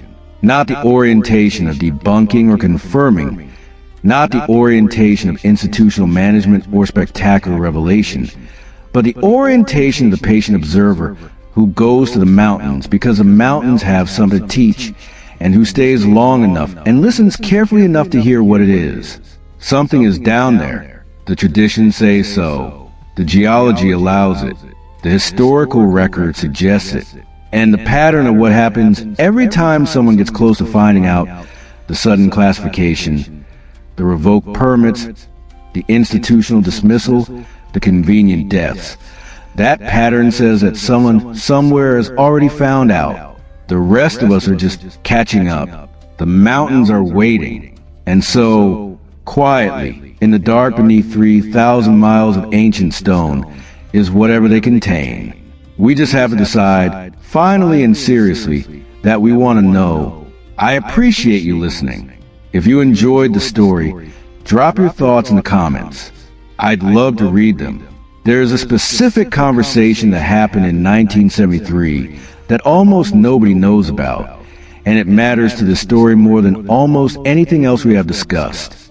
A linguist named Kenneth Hale, who was working with the Hopi community in Arizona, was recording oral traditions for an archival project. He had spent years among the Hopi and had earned a degree of trust unusual for an outside researcher. In the course of those recordings, an elder named Titus Kawanowu spent several sessions describing what he called the memory of the lower world. Not the spiritual concept of an underworld, the actual physical memory of a time when his ancestors had lived underground. When Hale pressed the specifics, Kawanowu described chambers large enough to house an entire village, passages wide enough for several people to walk abreast, a system of ventilation that brought fresh air through from surface openings too small to see, but positioned in ways that kept the underground spaces habitable for long periods. He described this not as something he had seen personally, but as something that had been shown to him when he was young. Shown to him, not told to him as a story. Shown. When Hale asked where these spaces were, Kawanawu said something that Hale recorded verbatim, and that appears in the unpublished transcript of that session, which was donated to University of Arizona's Special Collections Library after Hale's death in 2001. He said, translated from Hopi, approximately this: "The entrances are still there. We know where they are. We do not go in anymore. It is not permitted, but they are there. The entrances are still there." This is not mythology. This is a man describing physical locations that he had personally seen or been shown in his lifetime. Locations that his community knows about and has chosen not to enter. Locations that presumably still exist somewhere in the canyon country of the Colorado Plateau. Hale's notes do not record a specific geographic location, whether Kawana would decline to provide one, or whether Hale chose not to transcribe it. The transcript does not say. The recordings themselves, the actual audio, have not been located in the university's archive. They may have been misfiled. They may have been removed. The transcript exists. The recordings, so far as anyone has been able to determine, do not. That erasure, if it is an erasure and not simply the normal chaos of institutional archives, is itself a small piece of the pattern. And if Kawanawu was telling the truth, and there is no reason to think he was not, because he had nothing to gain from fabricating specifics to a linguist who was recording oral traditions rather than hunting for underground caves, then somewhere in the canyon country of northeastern Arizona or southeastern Utah, entrances to the underground world of Hopi traditions still exist. Accessible, known to those who know where to look, deliberately left unopened by the people who know them best. Why do the Hopi not enter? Kawanawu's answer to that question, according to Hale's notes, was both simple and complex. Simple in its statement: it is not time yet. Complex in what that statement implies. Not time yet suggests that there is a time when it will be appropriate to enter, that the decision not to enter is not permanent, but conditional, that whatever was left in those spaces, or whatever lives in those spaces in the Hopi understanding of the world, will at some point be ready to be encountered again. This is strikingly different from a tradition that says the underground world is forbidden, because it is dangerous or because it is sacred in an untouchable way. It is a tradition that says not yet, which implies eventually, which implies that the people holding this knowledge are holding it in trust for a moment that has not yet arrived. What moment? The Hopi calendar is a complex system tied to astronomical cycles and what the Hopi described as a progression of worlds. We are currently in Hopi cosmology in the fourth world, which was preceded by 3 previous worlds, each of which ended in catastrophe and from which the ancestors emerged to start again. The fourth world, according to various Hopi teachings, is itself approaching a transition, a purification that will precede the emergence into the fifth world. In the context of that cosmology, it is not time yet takes on a specific meaning. The entrances to the underground world are not simply archaeological sites or geological curiosities. They are transition points, thresholds, the places through which the ancestors went down when the world above became uninhabitable, and through which they came back up when the time was right. Those thresholds are maintained, known, kept open in the sense of being kept known. Whether this cosmology is literally accurate, or whether it encodes a more prosaic history of a culture that actually lived underground during some catastrophic period and then returned to surface, is a question that depends on what you think myth is for. If myth is elaborate fiction, the Hopi cosmology is a beautiful story. If myth is compressed historical memory wrapped in symbolic language to make it transmissible across generations, the Hopi cosmology is a record of something that actually happened. And it is not time yet. It is a statement about geological or social conditions rather than spiritual timing. Either way, the physical locations are there. The entrances Kawanawu described are somewhere in the landscape. They are presumably still accessible, and a community that knows where there has, for reasons they consider adequate, chosen not to open an outside investigation. This choice deserves respect. The Hopi relationship to their own traditions and their own sacred sites is not subject to the judgment of outside researchers, however genuinely curious those researchers may be. But the existence of this choice also means that one of the most potentially significant threads in the Rocky Mountain Tunnel question is, by the will of those who hold it, currently not accessible to the kind of investigation that might resolve the question one way or the other. That is a legitimate form of sovereignty. It does not make the question disappear. Now, let's talk about something more recent, because the Rocky Mountain Tunnel question has not been static. It has been evolving the last 2 decades as new technologies have become available for subsurface investigation, and as a small community of serious researchers has been applying those technologies to specific sites with results that have not made it into mainstream archaeological journals, but that are circulating in the research community. Ground-penetrating radar has transformed the ability to investigate subsurface features without excavation. The technology sends electromagnetic pulses into the ground and measures reflections from subsurface boundaries, interfaces between different rock types, soil, or void space. It has limitations. Penetration depth varies with geology.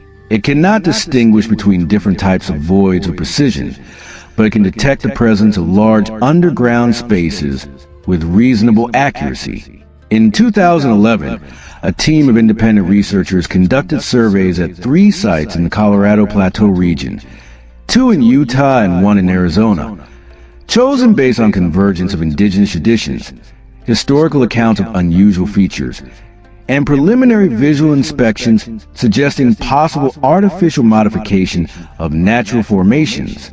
The results have been shared among a small number of researchers and discussed at 2 alternative archaeology conferences in 2013 and 2016. They have not been published in peer-reviewed journals, partly because the researchers lack institutional affiliations, and partly because results of this kind are the sort mainstream journals reject on prior probability grounds before seriously evaluating the evidence. What the survey showed at all 3 sites was evidence of significant subsurface voids, not the small natural cavities common in limestone, but large spaces at 2 sites, extending beyond the equipment's penetration depth of approximately 15 meters. The 3rd site showed a void structure the researchers described as geometrically regular, in a way not consistent with natural cave formation. Right angles in the radar returns. Natural caves do not have right angles. Right angles in subsurface voids are the signature of construction. These are preliminary results from non-peer-reviewed research using borrowed equipment. They are not proof. They are indicators that specific sites warrant serious professional investigation. That professional investigation has not happened. The sites are on federal land. Access requires permits. Permit applications for purposes other than approved research programs are routinely denied. The mainstream archaeological community has no institutional interest in investigating sites that could produce results inconsistent with the official narrative of pre-Columbian North America. And so the indicators sit documented but not followed up, consistent with everything the traditional accounts describe, but not sufficient by themselves to change the official story. The pattern holds even at the frontier of the current evidence. Let's talk about water, because water is the key that unlocks a great deal about why the Rocky Mountain Tunnel question matters, and why it has been so difficult to investigate. The Rocky Mountain region is the water source for an enormous portion of the American West. The Colorado River and its tributaries drain the entire southern half of the range. The Missouri and its tributaries drain the eastern slopes northward. The Columbia River system drains the northern Rockies westward. These river systems collectively provide water to roughly 40 million people and to the agriculture that feeds a significant fraction of the American population. The management of that water has been the central political and economic fact of the American West since European settlement began, and it remains so today. Water rights in the West are among the most contentious and most carefully managed of any legal category. The federal government controls the major dams and the major water allocation systems. State governments fight over river compacts. Native tribes fight for the water rights that were promised them in treaties and then systematically taken away. In this context, the existence of large underground water systems in the Rocky Mountain region is not an abstract geological curiosity. It is a fact with enormous practical and political implications. The aquifer systems of the region are already under stress. The Ogallala Aquifer, which underlies the Great Plains east of the Rockies, is being depleted at rates that make its long-term availability uncertain. Water tables throughout the West are declining. The Colorado River itself no longer reliably reaches the sea. If there were large underground water systems in the Rocky Mountain region that were not part of the officially mapped and managed water infrastructure, and if those systems were connected to the kind of extensive underground passage systems that the traditions and the accounts describe, the management of those systems would be a matter of substantial practical significance, not just archaeological interest, real, immediate economic and political significance. Several researchers have pointed out that some of the locations where anomalous subsurface features have been reported in the Rocky Mountain region, the locations that correlate most strongly with both indigenous traditions and historical accounts, also correspond to areas of unusual hydrological behavior. Springs that appear in locations where no conventional aquifer connection would predict them. Rivers that lose water underground and re-emerge miles away at unexpectedly high flow rates. Seasonal water behavior that does not match the surface geology in the canyon country of the Colorado Plateau. The karst geology, which is a kind of geology produced by the dissolution of limestone by slightly acidic water over millions of years, creates exactly the kind of complex underground plumbing that will produce this kind of surface anomaly. The combination of karst geology and the indigenous traditions of underground passage systems in the same geographic area is not coincidental. The two are connected. Karst systems are natural underground networks. The traditions may be describing both the natural karst and the artificial modifications of it. There's a researcher whose work circulates among independent investigators who's been quietly mapping the correspondence between karst formation zones and the geographic distribution of tunnel-related indigenous traditions for the past decade. Their unpublished analysis covers 17 distinct cultural traditions from 9 linguistic groups, all containing explicit references to underground passages mapped against the known karst geology of the Colorado Plateau. The correlation is strong enough that the researcher has concluded the traditions are not describing imaginary underground worlds.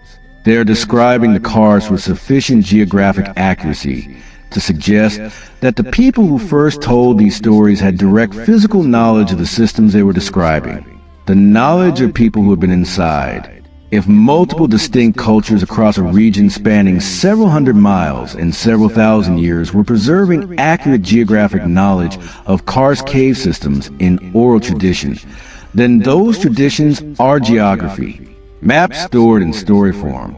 And like any map, they point to real places. If the ancestral Puebloans or any predecessor culture had understood the karst geology of the Colorado Plateau and had used it, modifying natural passages, connecting natural chambers, directing underground water flows, the engineering implications are significant. Managing underground water in a karst system would have given such a culture a degree of control over regional hydrology that would have been, in the context of the American Southwest, where water is life, an extraordinary source of power. It would also explain the road system. Chaco's roads that seem to have no practical transport function make a great deal more sense if they are not transport roads but rather markers, surface indicators of underground routes or features. The roads are straight. Underground passages are straight. If you are building a surface system to mark the locations and connections of an underground system, you make the surface markers match the geometry of what is below. This interpretation is speculative, but it is consistent with the evidence in a way that the conventional transport road interpretation is not. and it resolves several of the most puzzling features of the Chacoan system without requiring any assumptions that the physical evidence contradicts. The idea that the Chacoan system was, at least in part, a surface expression of an underground management system for regional water resources also fits the abrupt collapse of that system in a new way. If the collapse was triggered by a catastrophic failure of the underground water management infrastructure, whether through earthquake damage to passage systems or through a change in the regional water table that overwhelmed the system's capacity, the sudden abandonment of the surface architecture makes more sense. You don't maintain surface infrastructure when the underground infrastructure depends on has failed. This is hypothesis. It is not proven, but it is the kind of hypothesis that is testable in principle with the right combination of hydrological modeling and subsurface investigation. And the fact that it has not been tested in any systematic, publicly documented way is itself part of the pattern of non-investigation that characterizes the official response to this entire subject. Let's go back to the question of scale, because I think we have been approaching this discussion in a way that undersells the physical reality of what we might be talking about. The Rocky Mountains extend from New Mexico in the south to the Canadian border and beyond. The mountain system includes dozens of distinct subranges. The San Juans in Colorado, the Uintas in Utah, the Wind Rivers in Wyoming, the Bighorns, the Tetons, the Beartooths, the Madison Range in Montana. Each of these subranges has its own geological history, its own pattern of volcanic and tectonic activity, its own distribution of natural underground spaces. If the tunnel systems described in the traditions and accounts are real, they are not a single unified construction project. They are a network built up over time by multiple cultures or by a single culture over a very long period, using and extending natural features wherever those features existed. Constructing new passages where the natural terrain did not provide them, connecting disparate natural systems into a coherent whole. That is an enormous undertaking.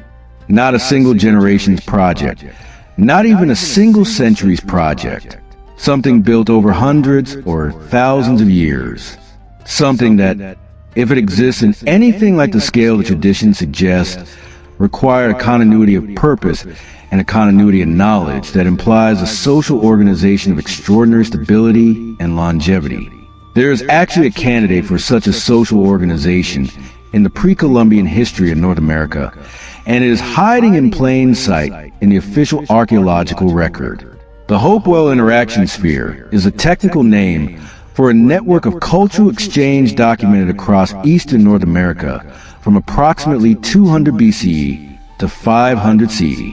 Not a unified culture in any political sense, but a web of shared practices, shared ritual, shared artistic traditions, and shared exchange of exotic materials connecting communities from the Great Lakes to the Gulf of Mexico, from the Atlantic coast to the eastern edge of the Great Plains over roughly 700 years.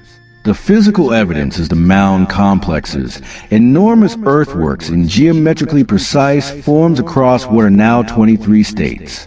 The Newark earthworks in Ohio enclose roughly 4 square miles in enclosures aligned with lunar standstills and solstice positions. Poverty Point in Louisiana, which precedes the Hopewell by about 1,000 years but shows clear cultural connections, is an earthwork complex covering 1 square mile, estimated to have required 35 million basket loads of soil to construct. The scale and geographic extent of the Hopewell network imply communication and coordination capacity across thousands of miles that the official narrative struggles to explain. The exchange of exotic materials, obsidian from Yellowstone in Ohio, copper from Lake Superior in Louisiana, mica from North Carolina and Kansas, implies trade networks of extraordinary reach and regularity. What if the Hopewell network, or some predecessor or successor to it, was using underground routes? Not exclusively, not for everything, but for the most sensitive exchanges, the most protected passages that needed to be insulated from weather and observation. The Rocky Mountain region sits at the western edge of documented Hopewell influence. The long-distance exchange networks extended westward, and the cultures occupying the Rocky Mountain region during the Hopewell period, the basket-maker cultures that preceded the ancestral Puebloans, show material culture connections to the Eastern mound-building tradition that have never been fully explained. If a communication network extending from Ohio to New Mexico sounds implausible, we have physical evidence for it. Obsidian from Yellowstone in Ohio, shell from the Gulf in Wisconsin burial mounds, turquoise from the Southwest in Great Lakes burial complexes. The exchange happened. It was sustained over centuries. It required infrastructure. We just do not know what that infrastructure looked like. Underground routes to the mountain ranges separating the eastern mound world from the western canyon world are not the default assumption, but they are consistently evidenced in a way that assumes geographic integration the surface transport only model does not accommodate. One more thread, the one about light. In multiple traditions from the Rocky Mountain region, descriptions of the underground world include references to light, not torchlight, not firelight.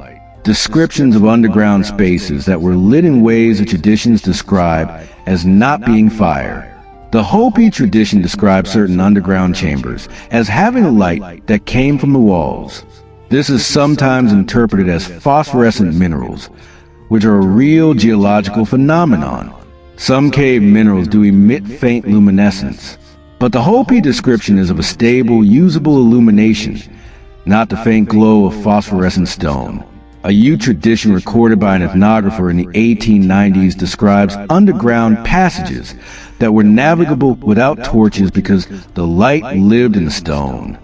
Again, this is sometimes explained as mineral luminescence, but the same tradition specifies that the light was sufficient for working, for examining carved surfaces on the walls, for activities that required visibility beyond what phosphorescent minerals would provide. The Zuni have a tradition about underground chambers in the mountains where certain tasks could only be performed because of the light that does not burn. Chambers for specific craft activities, specifically described as requiring good light, that were situated underground and that use a light source that the tradition does not identify as fire. In isolation, each of these accounts can be explained away. Together, they suggest something that is worth taking seriously as a hypothesis. What if some of the underground spaces described in traditions were engineered to channel natural light from the surface using systems of shafts and reflective surfaces? There is a parallel to this idea from the Americas themselves. At several sites in the Yucatan, archaeologists have found evidence that the Maya used polished surfaces and shaft angles to direct sunlight into underground ceremonial spaces. The technology requires only reflective surfaces and geometric precision, both well within the capabilities of any culture sophisticated enough to build what the ancestral Puebloans left on the surface. At Pueblo Bonito in Chaco Canyon, the walls contain thousands of tons of carefully selected sandstone, chosen not just for structural properties, but for visual ones. The laminar structure of the sandstone used in the core construction creates surfaces that, when freshly worked, have a reflective quality that can redirect light at angles.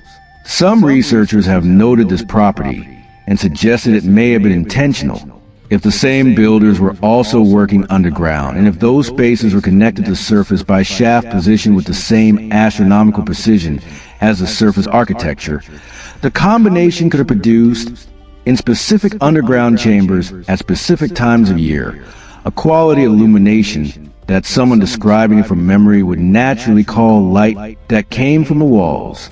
If the underground systems beneath the Rocky Mountains were engineered to include light channeling systems, that changes their character significantly. They are not just passages. They are infrastructure designed for habitation, for work, for sustained human activity. Not emergency shelters for catastrophe survival, but functional components of a civilization's built environment. A civilization that built functional, light-filled underground spaces integrated with a surface architecture of extraordinary astronomical precision. A civilization that maintained exchange networks spanning a continent.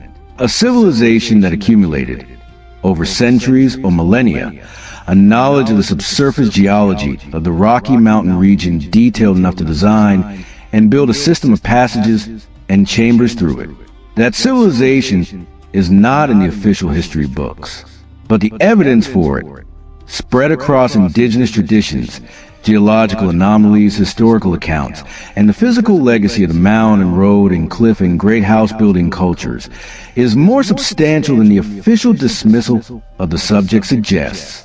Something extraordinary happened in pre-Columbian North America. The Rocky Mountains are one of the places where the evidence for that extraordinary something has been most persistently reported, most systematically suppressed, and most intriguingly preserved in the traditions of the people who live closest to it.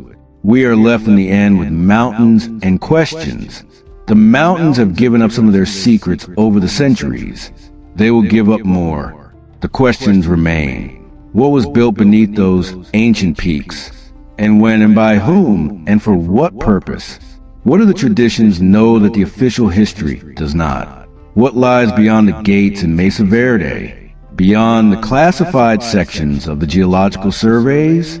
Beyond the entrances at Kawana were still there, but not yet time to enter? The patience required to sit with these questions without forcing premature answers is the same patience the mountains require of anyone who takes them seriously. They are not a landscape that yields to impatience. They are a landscape that rewards a long look, the quiet attention, the willingness to let what is real emerge slowly rather than imposing what is convenient. Beneath 3,000 miles of ancient stone, something waits. The traditions remember it. The anomalies point toward it. The pattern of suppression protects it. And the mountains themselves, indifferent to our curiosity and our institutions both, simply continue to stand the way they have been standing for 80 million years, holding whatever they hold, waiting for the moment when we are finally ready to find out. I appreciate you listening. If you enjoyed the story, drop your thoughts in the comments.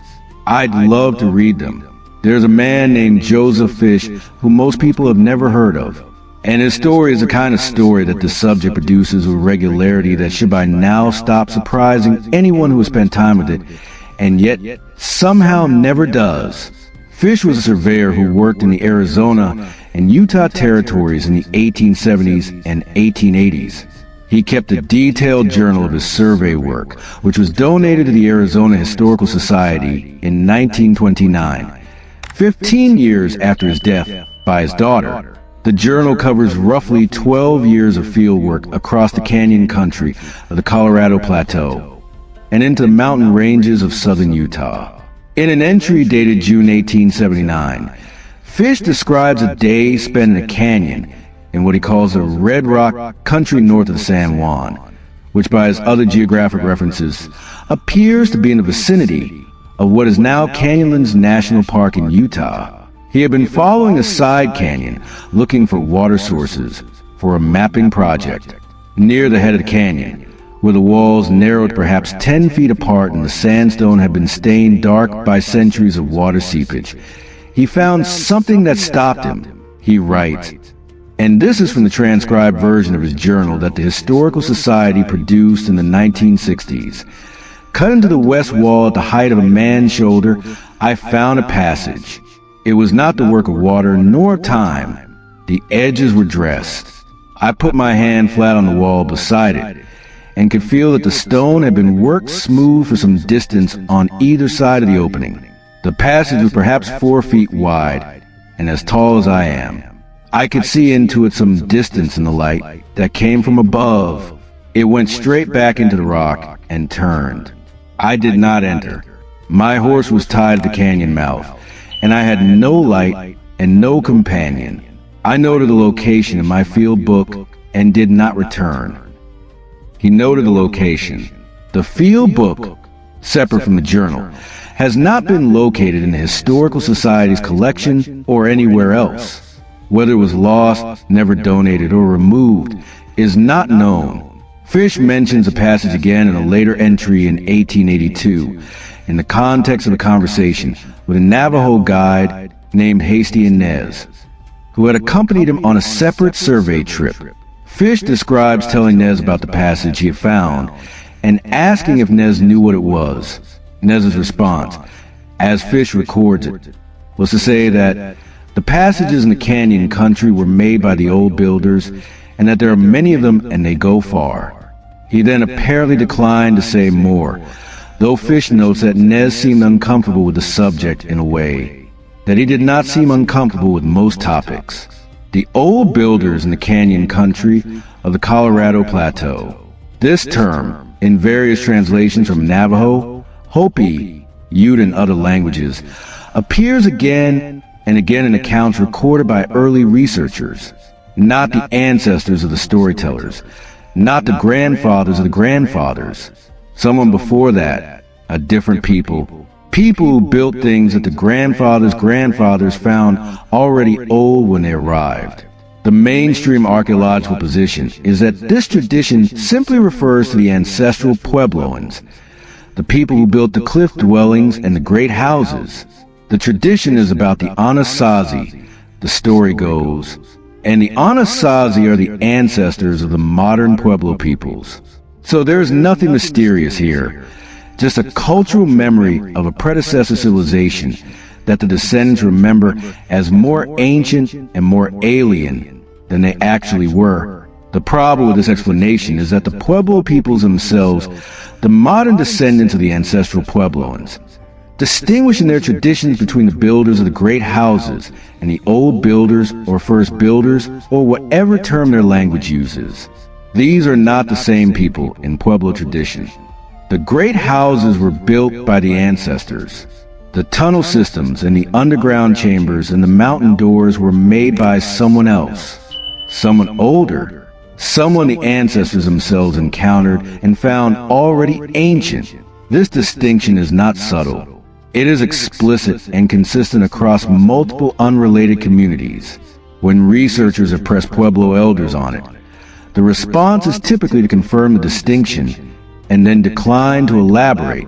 The first builders are not a subject that is discussed freely with outsiders, whether that reticence is protective of sacred knowledge or protective of something more practical. Something like the location of still accessible entrances is impossible to determine from outside. The geological timeline adds a layer to this. The canyon country of the Colorado Plateau has been inhabited by humans in one form or another for at least 13,000 years. The ancestral Puebloans, the ancestors of Pueblo tradition, occupied the region from roughly 1500 BC to approximately 1300 CE. Before them were the basket maker cultures, beginning around 1000 BCE. Before the basket makers, there are archaeological cultures going back to the Clovis and pre-Clovis periods, 10 to 15,000 years ago, that we know primarily from projectile points and scattered campsites and almost nothing else. 13,000 years is a lot of time. In 13,000 years, a culture that was motivated to do so could have built a great deal underground, not in a single sustained effort, but cumulatively, generation by generation, extending and connecting and improving what was there, using what was natural where natural features existed, and carving where they did not. If the first builders of Pueblo tradition are not the ancestral Puebloans, but someone older, they could potentially be anyone in that 13,000-year window. We do not have a clear archaeological record for most of that window. What we have are stone tools and bones and the occasional campsite. The underground spaces, if they exist, are precisely the kind of thing that would not show up in the standard archaeological record of surface campsites and refuse deposits. They would show up only if someone specifically went looking for them, which, as we have established, has not happened in any systematic way. Here is one more piece of the puzzle that deserves more attention than it has received. In 1927, a researcher named Edgar Lee Hewitt, who was a director of the School of American Research in Santa Fe and one of the founding figures of Southwestern archaeology, published a paper in a journal called El Palacio that described his investigation of a site in the Jemez Mountains of New Mexico. The Jemez Mountains are a volcanic range at the southern end of the Rockies, and they sit directly above the Valles Caldera an ancient supervolcano whose collapse created a 12-mile-wide bowl in the mountain landscape. Hewitt had been investigating the site, which was a Pueblo ruin of moderate size and apparent ancestral Puebloan origin, when his excavation crew broke through a floor surface into a void below. The void was not a natural cavity. It was, Hewitt wrote, a chamber roughly 15 feet by 20 feet with walls that had been plastered and painted. The paintings on the walls were unlike anything Hewitt had seen in Pueblo art. He described them as geometric in a way that recalled the rock art of the canyon country, but more complex, more systematic, suggesting them a notation of some kind rather than pure decoration. He also found in the corner of the chamber an opening in the floor, a shaft going down. He lowered a lantern on a rope. The shaft descended farther than his rope, which was 20 feet long. He did not have another rope with him. He covered the shaft with a board, covered the chamber opening, and returned to Santa Fe. He went back with better equipment. The site was gone, not physically gone. The ruins were still there, but the floor surface through which his crew had broken had been resealed.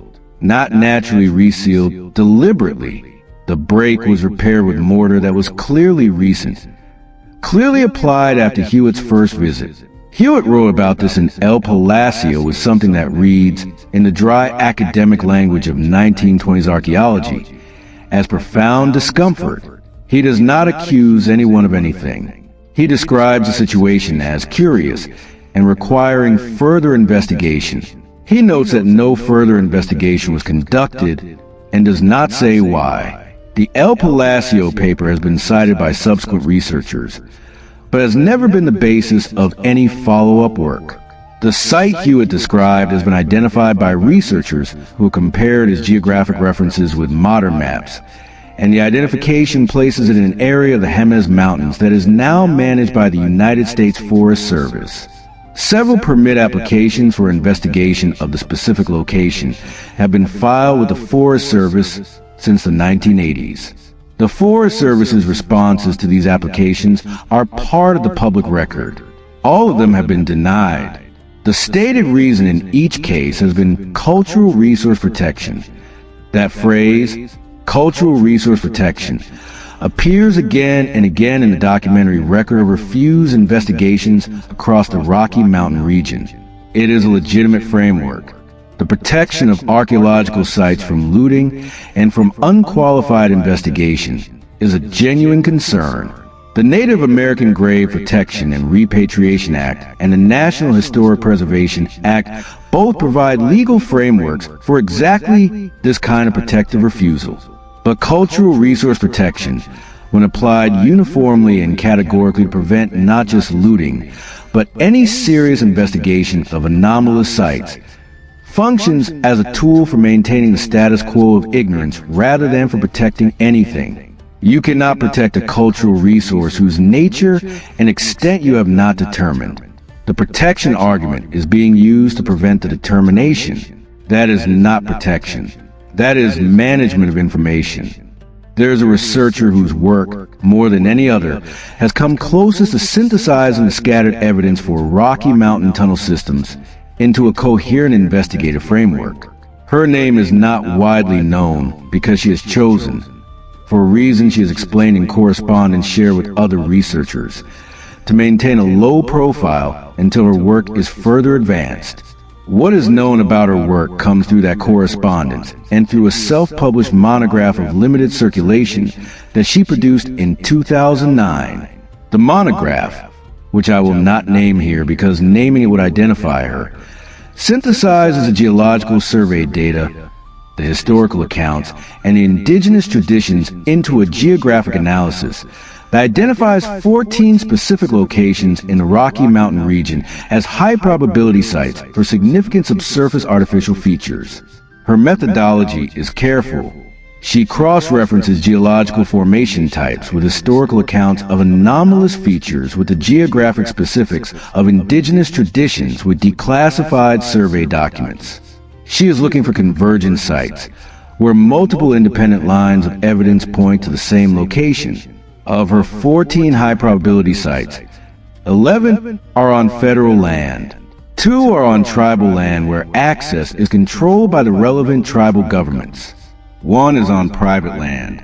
Of the 11 federal sites, she has been able to conduct surface-level investigation at 4 using non-invasive techniques, including ground-penetrating radar, magnetometry, and detailed surface mapping. At 3 of those 4 sites, she found subsurface anomalies consistent with large voids at depths between 5 and 20 meters below surface.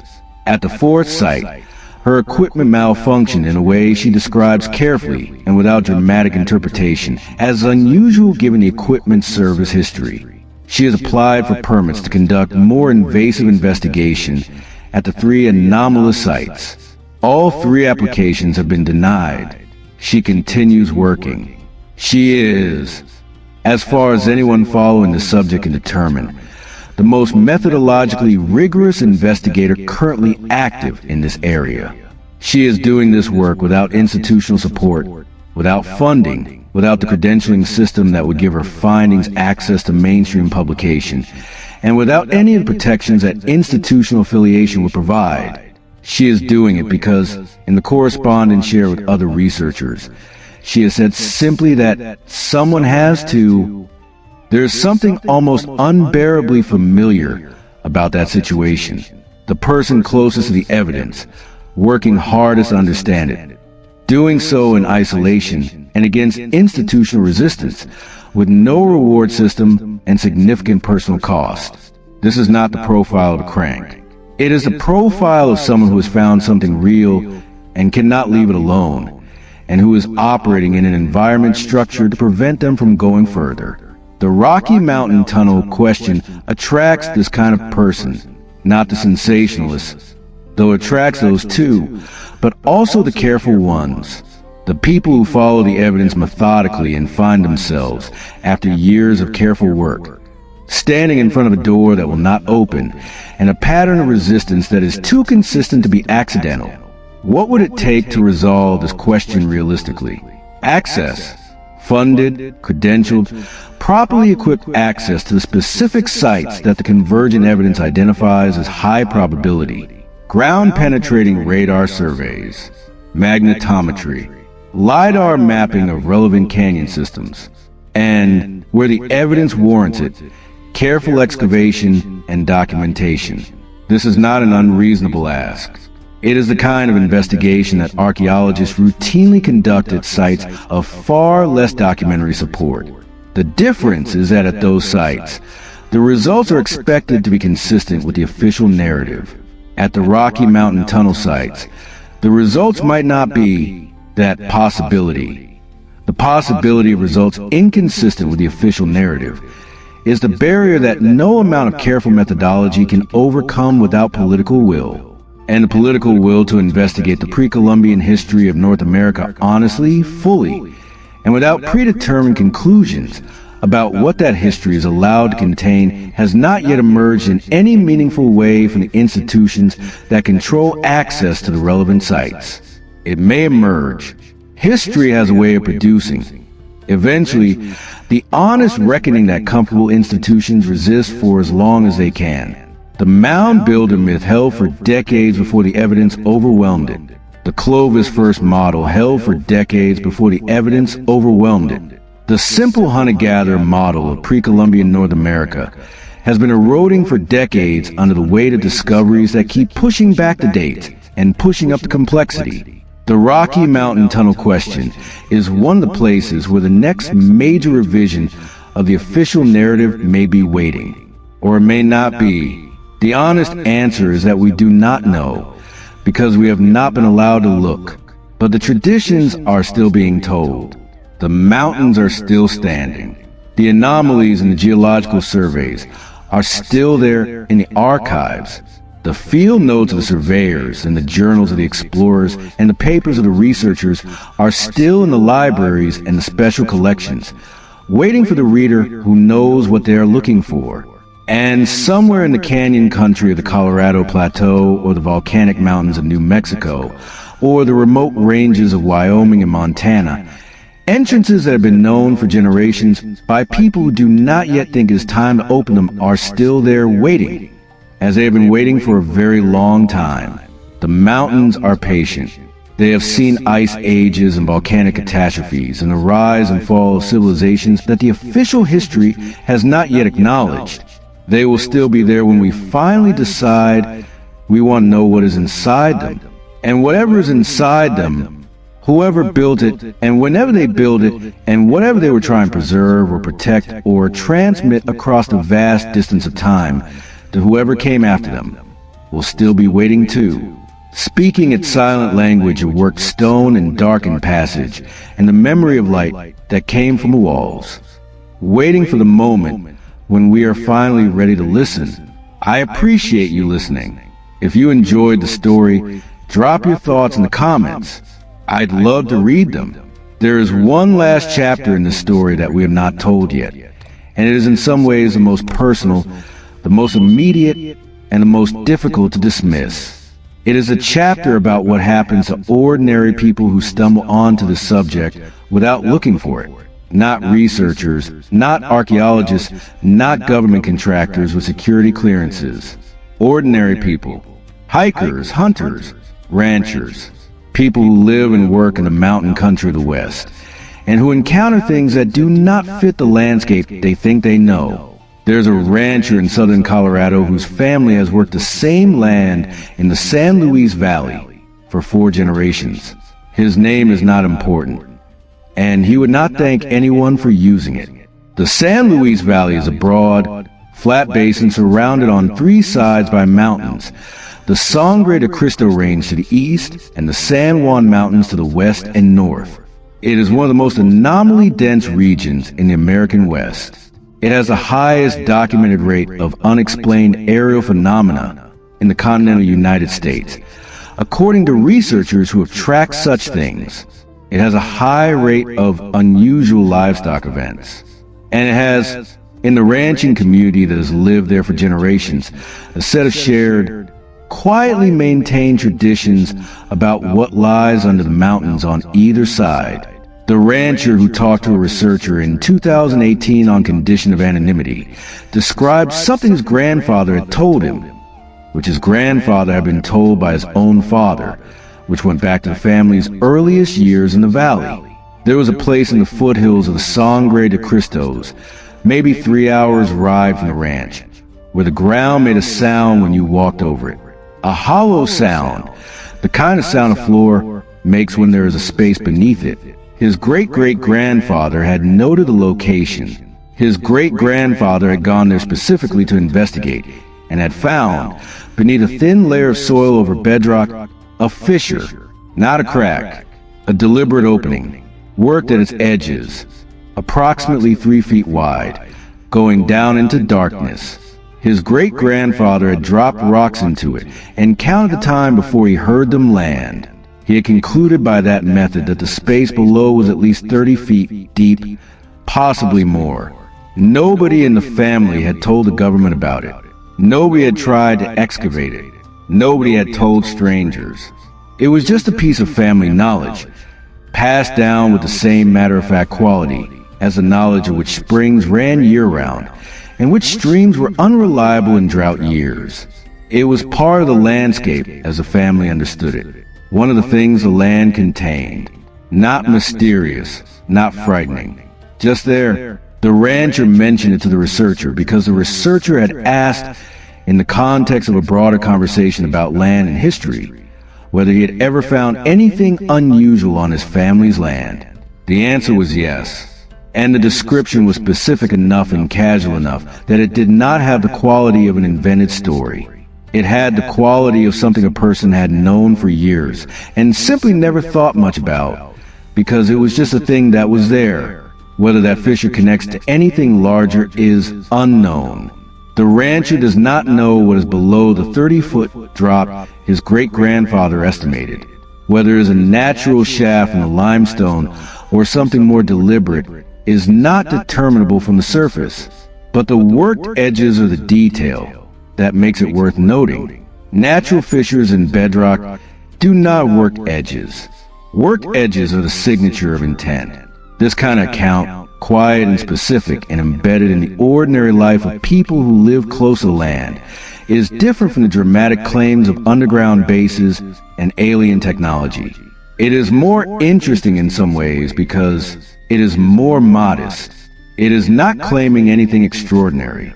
It is just describing something that is there, that has been there as long as anyone in the family can remember, that seems to have been made by someone, and that has never been examined more closely than a dropped rock in a count of seconds. There are other accounts like this scattered through the research literature on this subject and in the oral traditions of communities that live in and near the Rocky Mountain range. Most of them are not dramatic. Most of them are variations on the same basic theme. A hole in the ground with worked edges. A passage in a canyon wall that goes further than natural erosion would explain. That a room beneath a surface feature discovered accidentally and not investigated because the discoverer did not know who to tell and did not particularly want the trouble that telling someone would bring. These accounts are not proof of anything, but they are consistent. They are geographically distributed in a pattern that matches the indigenous traditions and the historical accounts and the geological predictions of where subsurface features will be most likely to occur, and they are told by people with no apparent motive to invent them. People who are often slightly reluctant to tell them at all because they expect to be dismissed. There is something clarifying about that reluctance. The people who know this landscape best, the people who have lived in it for generations and who have the most direct knowledge of what it contains, are the least eager to make dramatic claims about what they have found. Their accounts are quiet precisely because they are real. The landscape is not mysterious to them. That it is just a landscape. What is in it is just what is in it. That quality, the matter-of-fact quality of the local account, is a quality that the most sensationalized versions of this subject lack entirely. The dramatic version of the Rocky Mountain Tunnel story, the version with underground bases and hidden civilizations and government cover-ups of extraterrestrial origin, has a quality of performed excitement that is the opposite of the quiet certainty in the rancher's description of the hole in the ground with the worked edges. The dramatic version is trying to convince you of something. The quiet version is just telling you what is there. What is there is enough.